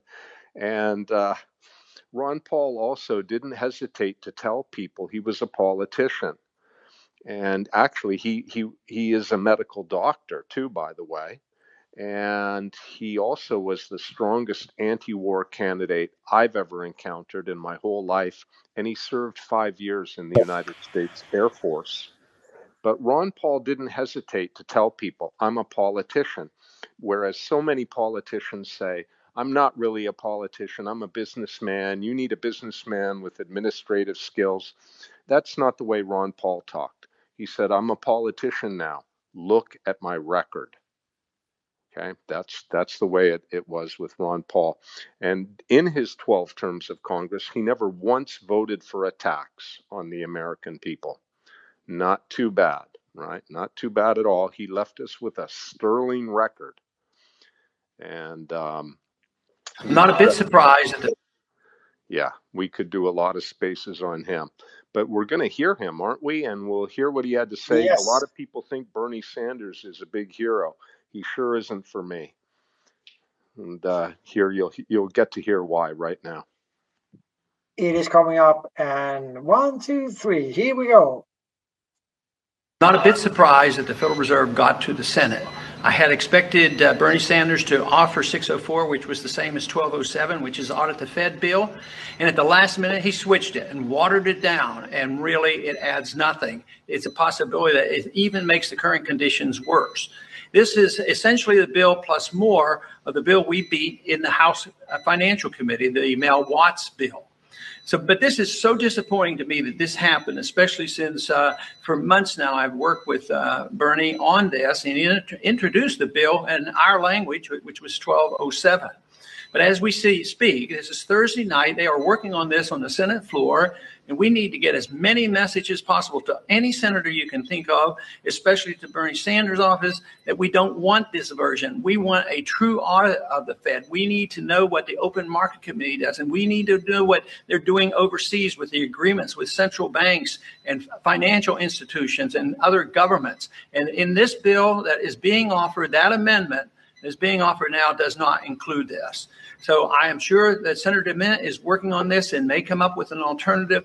But the only thing that would be fair to the American people, after all this work and energy that we put into this, is have an up and down vote on what was our 1207 in the House, which is 604 in the Senate. Yes, they may water it down and they may win it. But if they don't have an honest vote on a Senate floor, to me, it would be very, very discouraging. But it also shows what kind of forces we're up against. The president doesn't want this. The leadership on Wall Street doesn't want it. The Federal Reserve doesn't want it. So they're powerful forces. But just think of the people that do want it. You know, everybody from progressives and liberal Democrats to libertarians and constitutionalists and the average person, so many of the Tea Party members, they all want this. They want transparency, and they want to find out what's going on at the Fed. So it's very, very important. It's a crucial time. And whether I doubt if they'll vote tonight, which is Thursday, but they may vote tomorrow. Who knows? They may vote Monday. But it's vital and urgent that we do as much as we can to bombard the Senate with information that we, the people, deserve to have an up and down vote on Audit the Fed bill. Audit the Fed. It's long overdue. Throw out any politician who does not support a true Audit the Fed bill. And follow LiveOne.tv, the home of the Capitol Mouse House. Well, you probably never heard of the Capitol Mouse House, but I built a model of the Capitol Hill building. It's 8 feet by 5.5 feet by 4 feet. It's absolutely huge. And I filled it with real rodents, and I put little GoPro cameras in there. And sometimes I make goofy videos with it. I do a combination of serious work and completely stupid juvenile work. And the Capitol Mouse House is definitely in the latter form. That's what that's about. It is a classic. You got to check it out. You got to check it out if you haven't seen the Capitol Mouse House. Go ahead, Ian. Yeah, the Capitol Mouse House. It is real. And if you're in New York, you're welcome to see it. We have a studio about 15 minutes from Manhattan proper in Astoria, Queens, about 5 minutes from LaGuardia Airport. And that's where we do have the Capitol Mouse House. And the public is welcome to come and see it. Kids love it. People love it. Even politicians come and they like it because it's so well built. But we do have to clean the rat shit out from it. And actually, we ended up using mice from Petco, but we do have rats that are in there too. I think the rats could smell the mice in the Capitol Mouse House, and one thing led to another. So basically, it's just an expression of the rodents that have taken over Congress, the rodents that are running Congress. You know, and people like Mitt Romney, you know, who is a huge user of the Federal Reserve and funding every war and whatnot. Mitt Romney stole the election from Ron Paul. I know this. Very, very nitty-gritty details about how he did it. And I submitted genuine information to Robert Mueller's FBI, along with attorneys. I was just a low-level guy, the video guy, because I know how to edit video, and we put together evidence of Romney's crimes. And it was not hearsay, and it was not a little bit of evidence. It was a hell of a lot of evidence. Romney did not come close to Ron Paul in getting votes, did not come anywhere near Ron Paul. And the reason that the FBI didn't move on it is because they didn't want Ron Paul to go into a presidential debate with Barack Obama.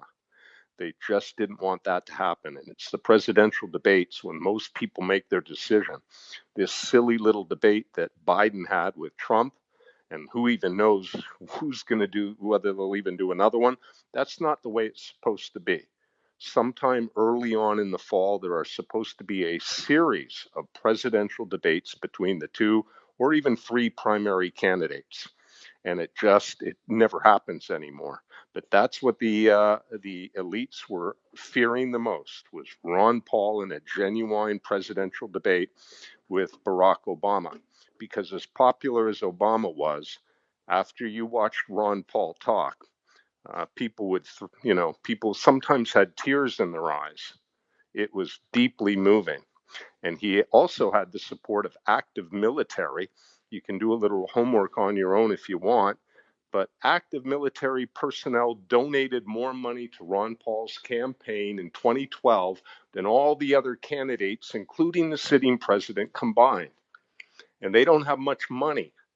Army, Navy, Marines, Air Force.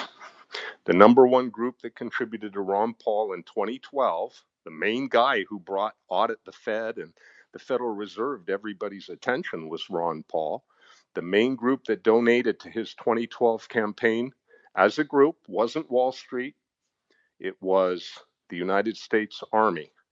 The second largest group that contributed to Ron Paul was the United States Navy as a group. Very little money, $23,000, $40,000. They have to report it every 3 months in federal election campaign reports. The third largest group that donated to Ron Paul's presidential campaign was the United States Air Force. Active military personnel. We're not talking vets who've had time to make money and who become political. We're talking young people who don't have much money but are actually fighting. And also, he got a little old donation of $250 from somebody you might have heard before, Edward Snowden. So I only mention it because Ron Paul is the reason why I held the space. I did call it Ron Paul Consciousness. And I think that he and G. Edward Griffin brought the subject into our consciousness. And I'm really thankful for our guests today. We have talked about it, really interesting. Let's have another space, and we'll cover the things that we haven't gotten into detail much with, that we already mentioned. How about that? That would be great. I would so appreciate that. We have all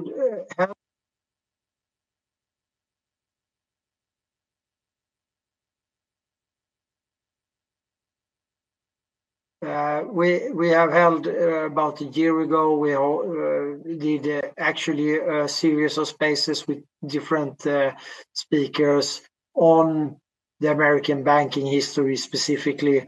But I have the bird's eye view on this, and I've been talking very much this space. So I would really appreciate to revisit that very, let's call it, exciting and turbulent era. I have some points on that as well, but getting a dynamic discussion about that would be together with you, Laiwan, would be fantastic, and of course it will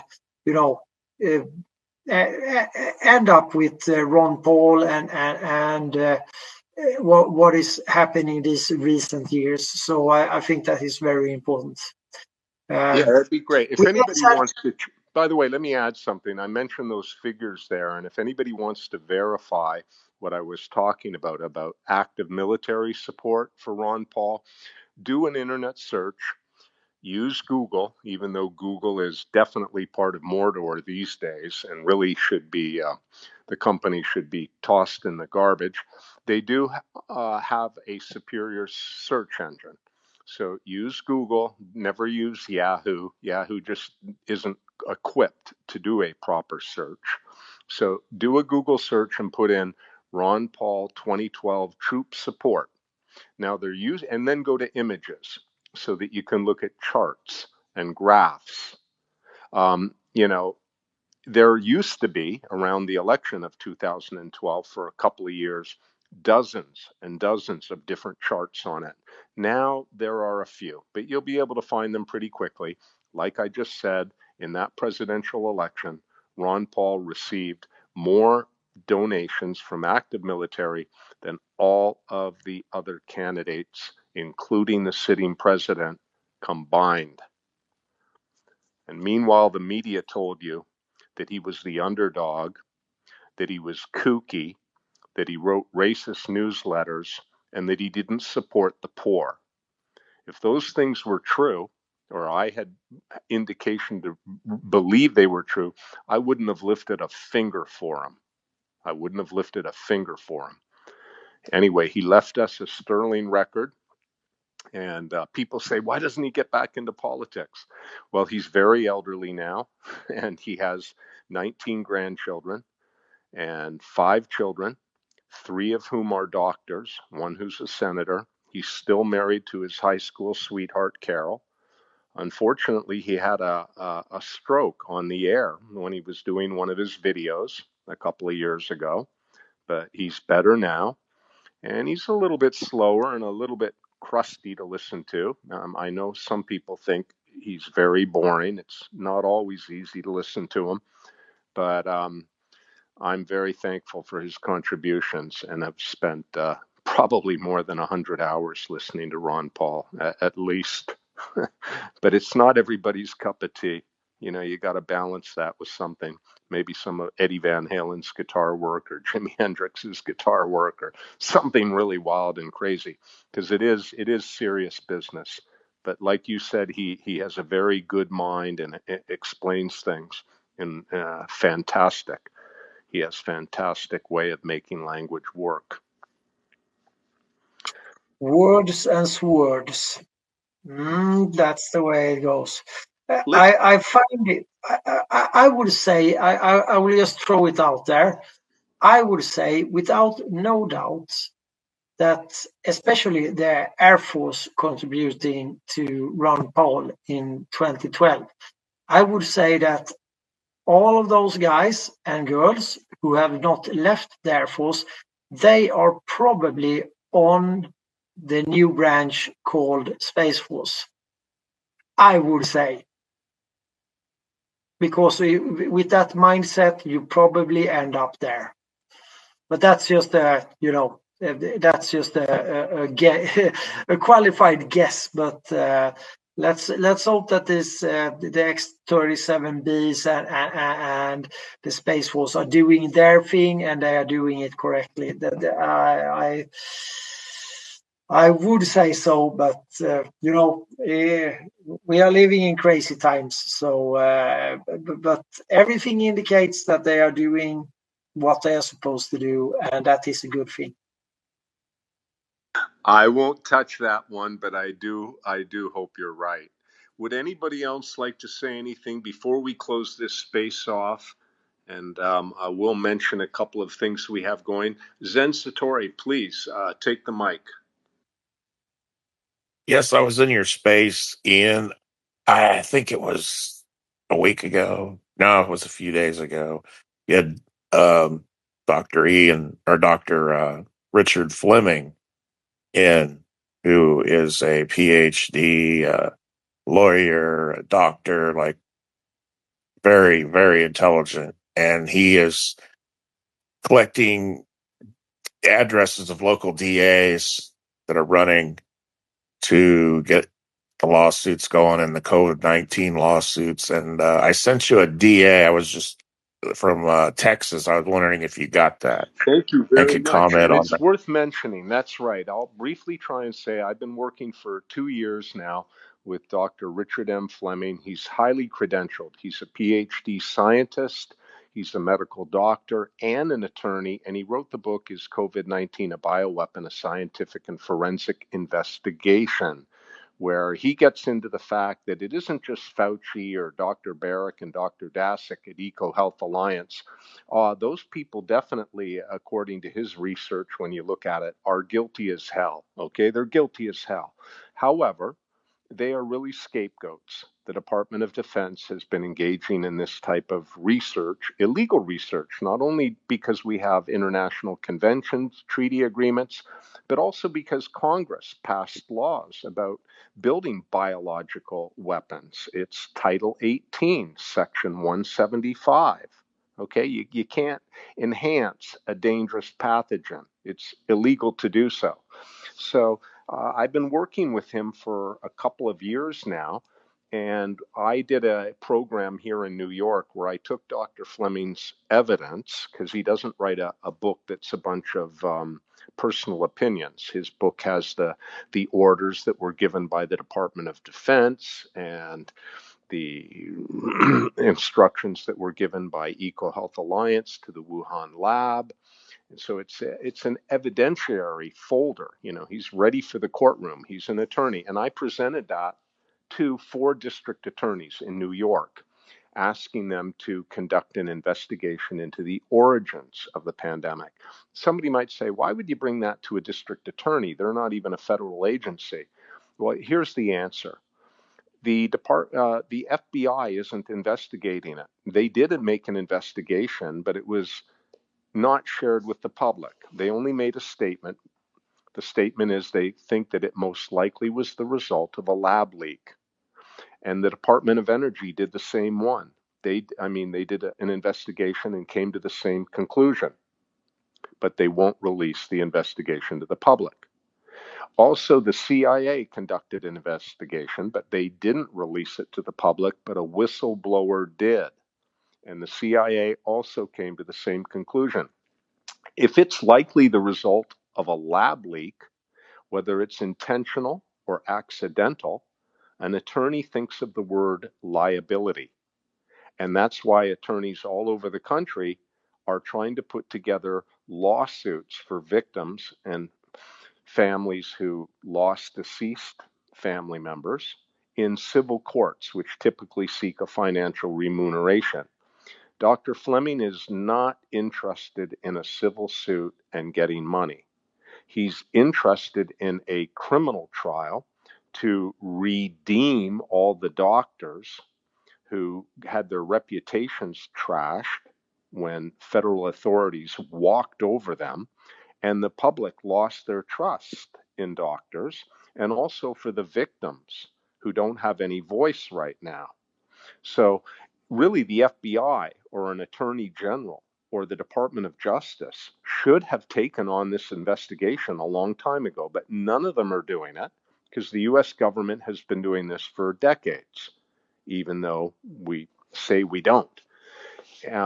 So we brought it to a district attorney because district attorneys have the ability to form a joint task force with the federal agencies. You see where this goes? So I personally brought the evidence to 4 DAs in geographic Long Island, which is the Long Island off the east coast of the USA, part of New York State. And we have 4 district attorneys. And I might add, I didn't know anything about law 15 years ago. I didn't even know what a district attorney was or an attorney general. I mean, and I'm still, amazed by what their jurisdictions are. A lot to learn. But anyway, I brought this, for example, to the Brooklyn district attorney. His name is Eric Gonzalez. And I spoke with his communications director, whose name is Oren Yaniv, and they both have Twitter X accounts, excuse me. And I recorded my phone calls with the communications director at the DA. And I said, hey, Oren, I've given you this evidence, and I sent it to you certified mail. And I've given you a template for an indictment letter. We've pretty much done all the work for you. And I have a whole bunch of scientists and even experts in weapons of mass destruction, doctors, nurses, victims, affidavits. We've done all the heavy lifting. Why don't you just look at it and see whether your DA will investigate? And he was really arrogant and nasty to me. Yeah, Ian, I got your things. I got it in the mail. No, I don't think we'll be doing it. And I said, hold on a minute before you hang up the phone. Take a look outside your window. The dead bodies are buried all around your office, Oren. They're all there. Brooklyn was the COVID epicenter of the whole world. Nearly 15,000 people died. A stone's throw from your window, you can see where people are buried. We have cemeteries all over Brooklyn. I've driven back and forth through them. Why aren't you investigating? And he said, oh, we don't have jurisdiction. Okay. And he hung the phone up.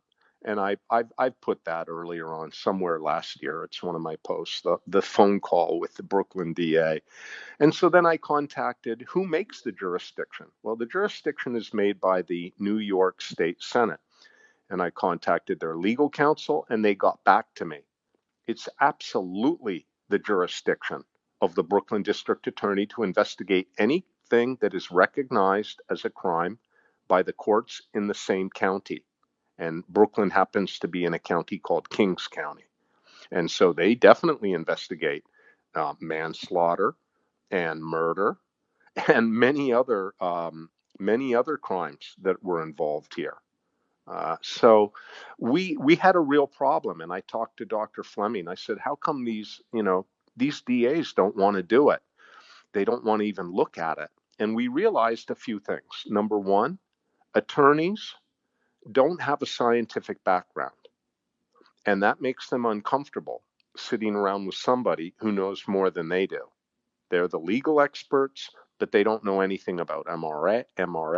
They don't know much about science. And so there was an ego problem. There also was a problem that many of these government agencies were pushing people to get the vaccinations. Even in their lobbies, they had posters and displays, and they took photographs of themselves rolling up their sleeve and getting the needle jabbed in there. Okay? That's what the Brooklyn DA was doing. And many others across the whole country were doing the same thing. Also, Anthony Fauci grew up in Brooklyn. His parents had a pharmacy there called Fauci Pharmacy. And many people had yard signs that said, "We love you, Dr. Fauci."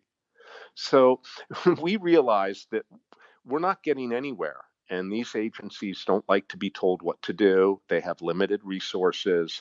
And what they like to do is go and bust up a gang like MS-13 and put all the kilograms of cocaine and weed and amphetamines on the table with a whole bunch of handguns and 5 or 6 Glocks and a sawed-off shotgun. And then they like to stand up there with their suits and a badge on and give a presentation about how they're really fighting crime. And I want them to keep doing that. That is good work. That's very important work. It's dangerous work, and we want them to do it and not stop. However, that's small time. That's small time to what happened to Americans, where over 1 million people died as a result of COVID-19, and more Americans died as a result of the pandemic than have died in the Second World War. Okay, so while we like them to do that work, we wish they had the intellectual capacity and didn't have such big egos that they were slamming the phone down on people that were bringing them genuine evidence, authentic evidence. So our second plan, what we're doing right now, is trying to find candidates for district attorney's office. Candidates. And there are a couple of thousand district attorney's offices all over the United States. And sometimes these races, they're won by less than 2,000 votes. Okay. Sometimes, some district attorney's offices have a budget, huge budgets, I think of over $100 million. Like the two biggest are the Los Angeles District Attorney's Office, and the second biggest is Manhattan under Alvin Bragg. And they have hundreds of attorneys who work there. But we have other DAs throughout the country who work with small budgets of $300,000 or $400,000. I mean, very little money for a DA, and so we've been reaching out to them, trying to find candidates, because there's a whole bunch who want to be elected in just a few months, 2024, November 5th, and we've been telling them, would you be willing to objectively look at our evidence? And if you're willing to objectively look at it, should you win, on even before you win, we're willing to support your campaign with money, promotion. I will put all my resources behind making any kind of media products to help you out. And I'm pretty sure there are a lot of people on X who would give you $5 if you honestly, sincerely, objectively will review the evidence. We don't want a candidate who says, I'm going to prosecute Fauci, I'm going to lock him up, We don't want that, and we're not going to work with someone who would say something like that. All we want is honest objectivity. And if it turns out that, Yeah. yeah, Alls they have to do, alls the newly minted DA that wins their election needs to do is open the case.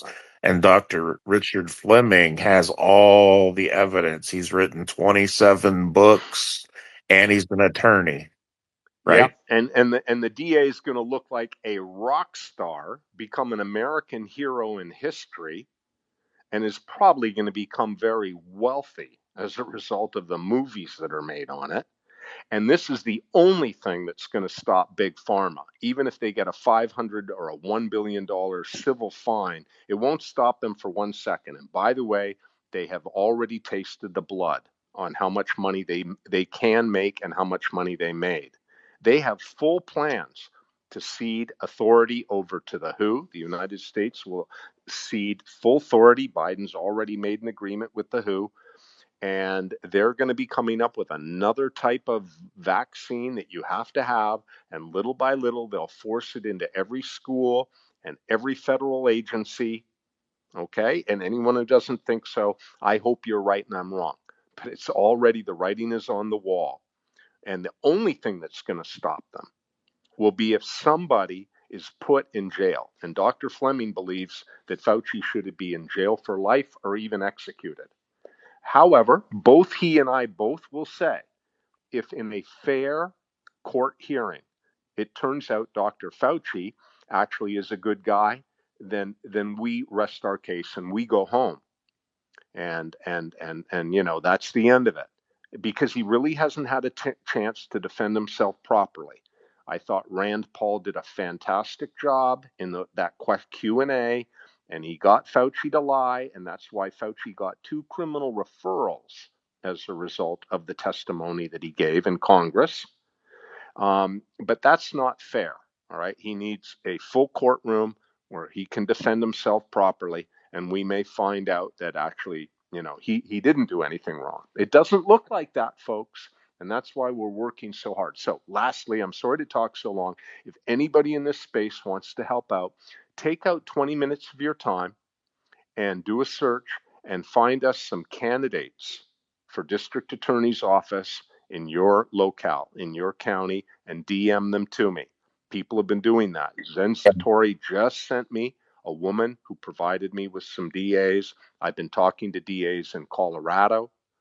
I've been talking to DAs here in New York, candidates. We want the candidates. These are pretty small races. Like I said, less than 2,000 people often. So we can. And don't you have the 10letters.org we have going also? And I believe we have a vax-injured person in here now that holds spaces that would probably be willing to help you. Yeah, that's right. That, It's one of the cool things that we do. There is a website, 10 letters, and you spell you print the number 10, the number 10, 10, letters.org, and that'll take you to a portal where it doesn't cost any money and you don't have to join up or sign up. And it already has a template where you can just put your name, and it requests that your elected officials investigate the origins of the pandemic. And it already is programmed with every elected congressman and attorney general in your state. So you'll just select where you are, and it'll give you options about which officials it's sent to. We've already sent out more than 10,000 of these letters. Unfortunately, most government officials never look at these letters. They don't even answer email or phone calls in many cases. However, they can feel it building up. They can feel the pressure building up. And so 10letters.org, it will take you less than 5 minutes. If you want to customize the letter a little bit and say, I'm personally damn angry. I had to close my business, or I ended up in a divorce because I was fighting with my wife who wanted to get the vaccine, or I wanted to get the vaccine. You can customize it, or you can use the template. And I don't think it's going to be a silver bullet that gets us where we want to go, but it does build up the pressure. They little by little hear about it. The real big way we can win this thing is Give me the names of some candidates for district attorney. We'll get them elected. We'll raise them money. And then once they get into office, then they're going to form a joint task force. Anyway, that's where that's at. Thanks so much, Zen, for bringing it to our attention. And we can hold another space on that on our hunt for district attorneys with the person you just mentioned. Yeah, and Yep. that live one will be Lindsay. You have her down here in the space. She is actually also just recently state national as well. And she is fighting the fight. And big kudos to Lindsay. She is a true and true warrior. So if you're not following Lindsay, please go in and give her a follow. And I think the connection between you guys is, well, I would say on a Josie scale. Tish, wouldn't you agree? Absolutely. Absolutely. Yeah. God bless So, Josie. Well, that's guys, great. And I see Vivian's got her hand up. Let's let Vivian speak. yep. Thank you so much, Live. This has been a wonderful space. I was here the whole time, listened intently. I love Mott. He's so he's amazing, and Tisha and all of you. So I regarding Fauci, I mean, it's not the man on an island himself. He's been propped up by Congress, by the FDA, the CDC, and I was listening to a podcast, and this woman that worked for the NIH, she said she was a junior and she just got the job, and she was like all gung ho, ready to take on the tasks and bang things out and get things done, and she wanted to work, but they would ding her for doing too much or for getting her job done. Her manager would give her a bad review if she got too much done. So she said half the time she was sitting there with nothing to do. And so what she said is her training, her on her first 90 days on the job, was sitting in a classroom of how wonderful Dr. Fauci is, and what a god he is to the healthcare industry.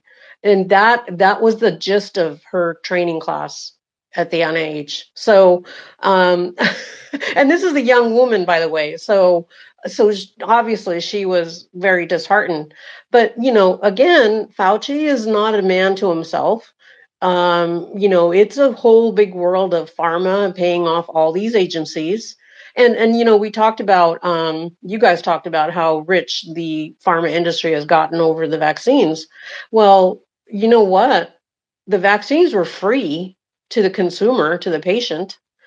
But who paid the pharma companies billions of dollars to roll out these vaccines? It was our government. So the taxpayers made the Modernas and the Pfizers of the world rich. Okay, we had nothing to do with it. We had no say so in it. The money just flowed out. So to me, it's an entire system on our healthcare that needs to just be blown up and brought in with people who really care about patient healthcare, who care about their Hippocratic oath, and who can forget the remdesivir thing in 2020 when Fauci was the one who rolled it out to all the hospitals in the entire country.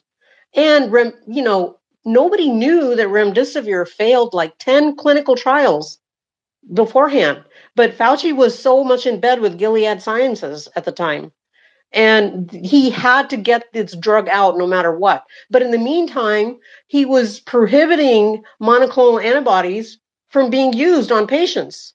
In fact, Regeneron had so much supply of the product waiting to be approved by government to send out to hospitals to use to save patients' lives.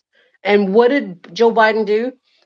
He totally took away the patient's access to that. And Regeneron had to destroy a whole bunch of supply of that product. And you know what? That's not an easy product to make. It's made out of human, genetic, or not genetic, but biological material, human protein. It's made out of protein that is so hard to do right now. It's so hard to get that material, that raw material. So it was so evil what this regime did. And you all know that. It killed a lot of people around the world, and they prohibited the medications that worked on patients. But what do? They push the killer drugs instead of the ones that worked. I mean, my God, Fauci is an evil man, I'm telling you. And he, but I do think that a lot of people in Congress that did not hold his feet to the fire from the get-go. They did not. And I Okay, believe all we'll of them. definitely hold a another space on this. Like I said, we are actively in a hunt right now for the right DA. We actually have one candidate in Colorado, but she is right now expected not to win. She has 40%, whereas the other candidate, a Democrat, is expected to overwhelmingly win. Do you think if we got everybody on X behind her and were able to reach the people in Colorado, we could get her to win?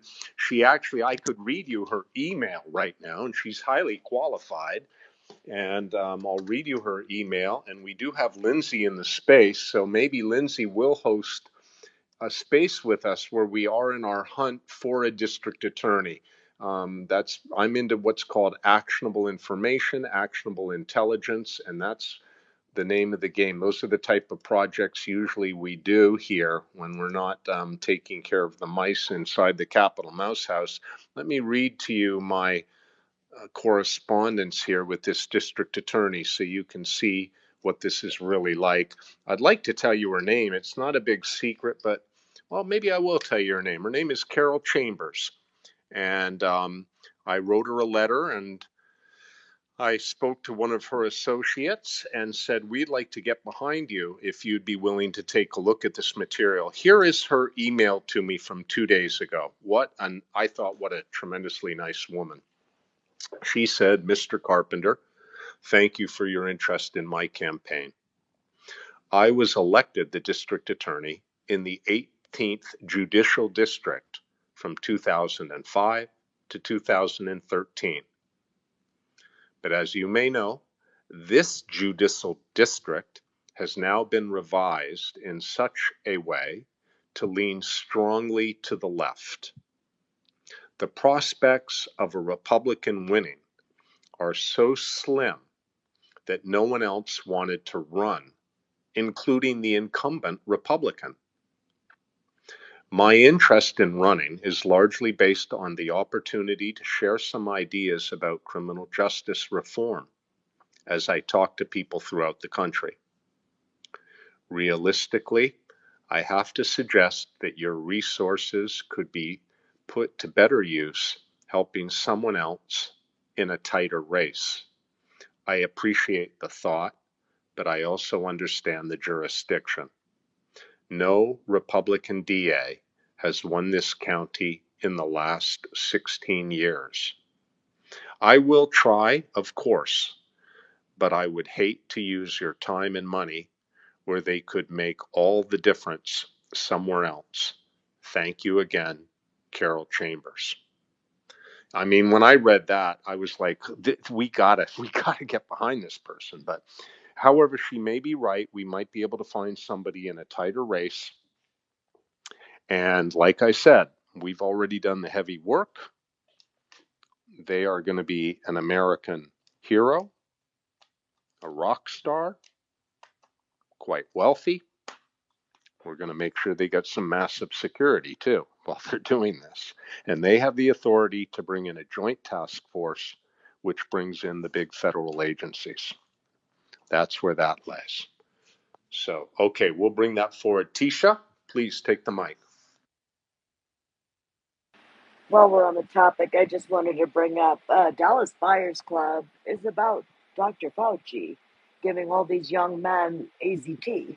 So for him to be in charge of the COVID-19 virus and all the celebrities going crazy over it, they knew that he was the doctor.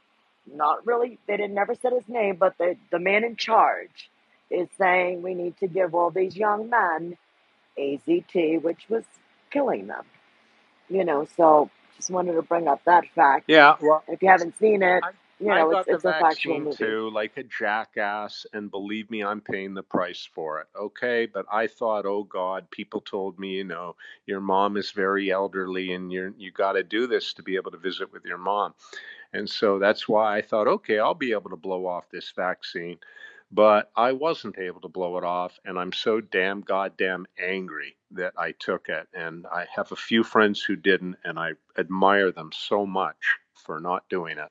And I'm just not down. Oh, my family did too. My family did too. Everybody, I think we all know someone who did take it. So we're not going to be the people who said, "I told you so." I mean, that's not who we are.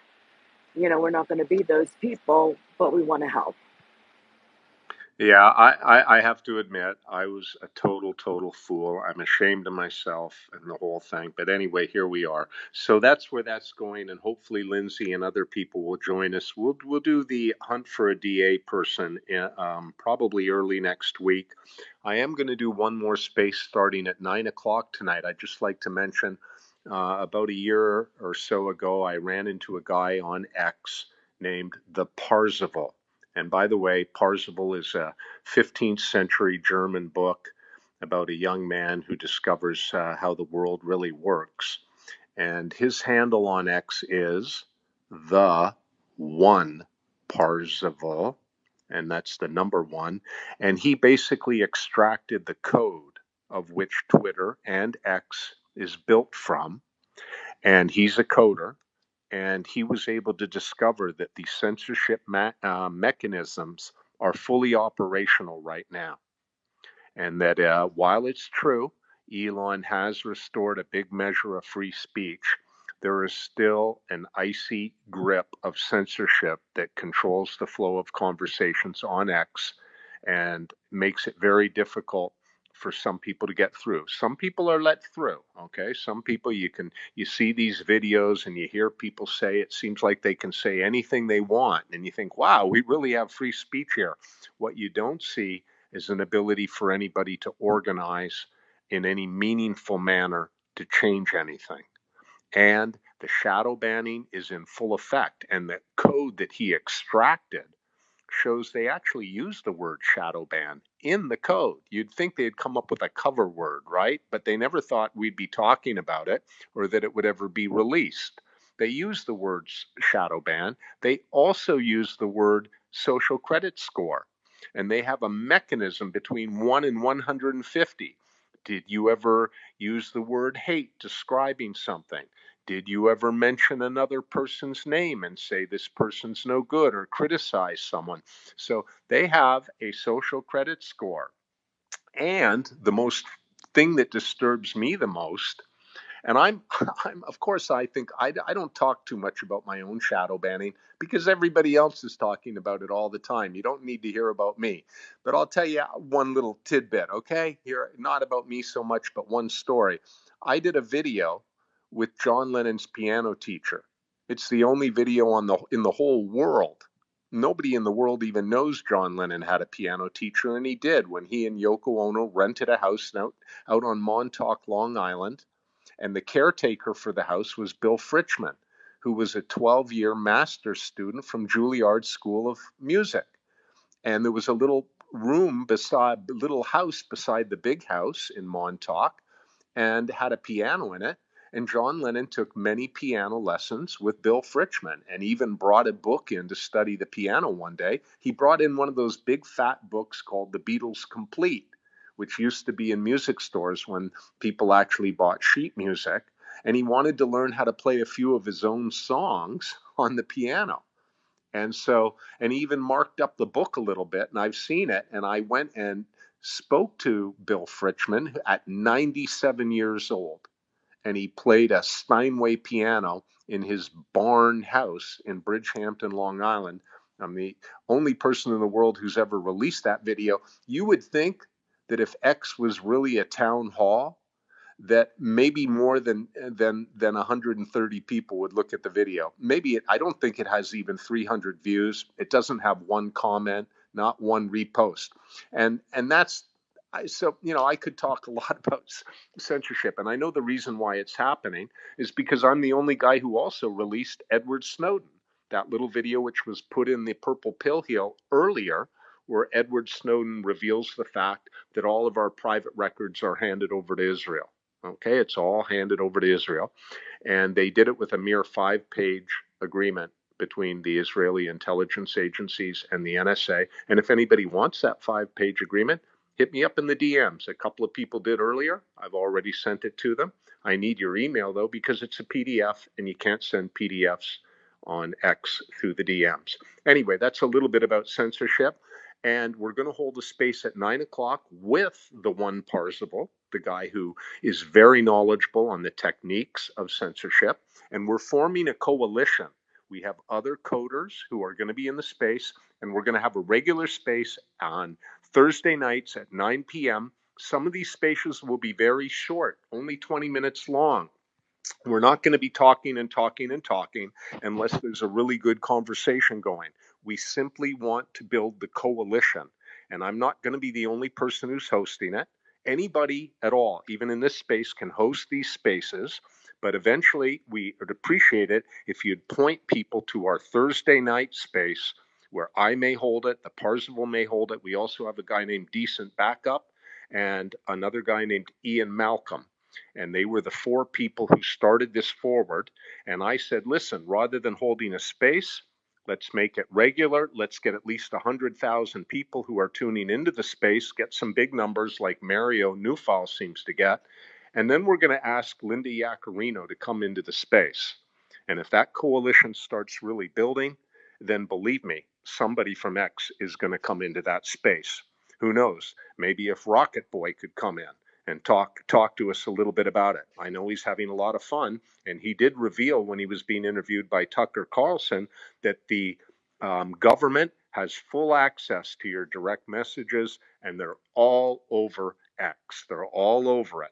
And we've already seen Facebook, they were banning and censoring people who tried to put up that photograph of Trump after he'd been shot with his fist up.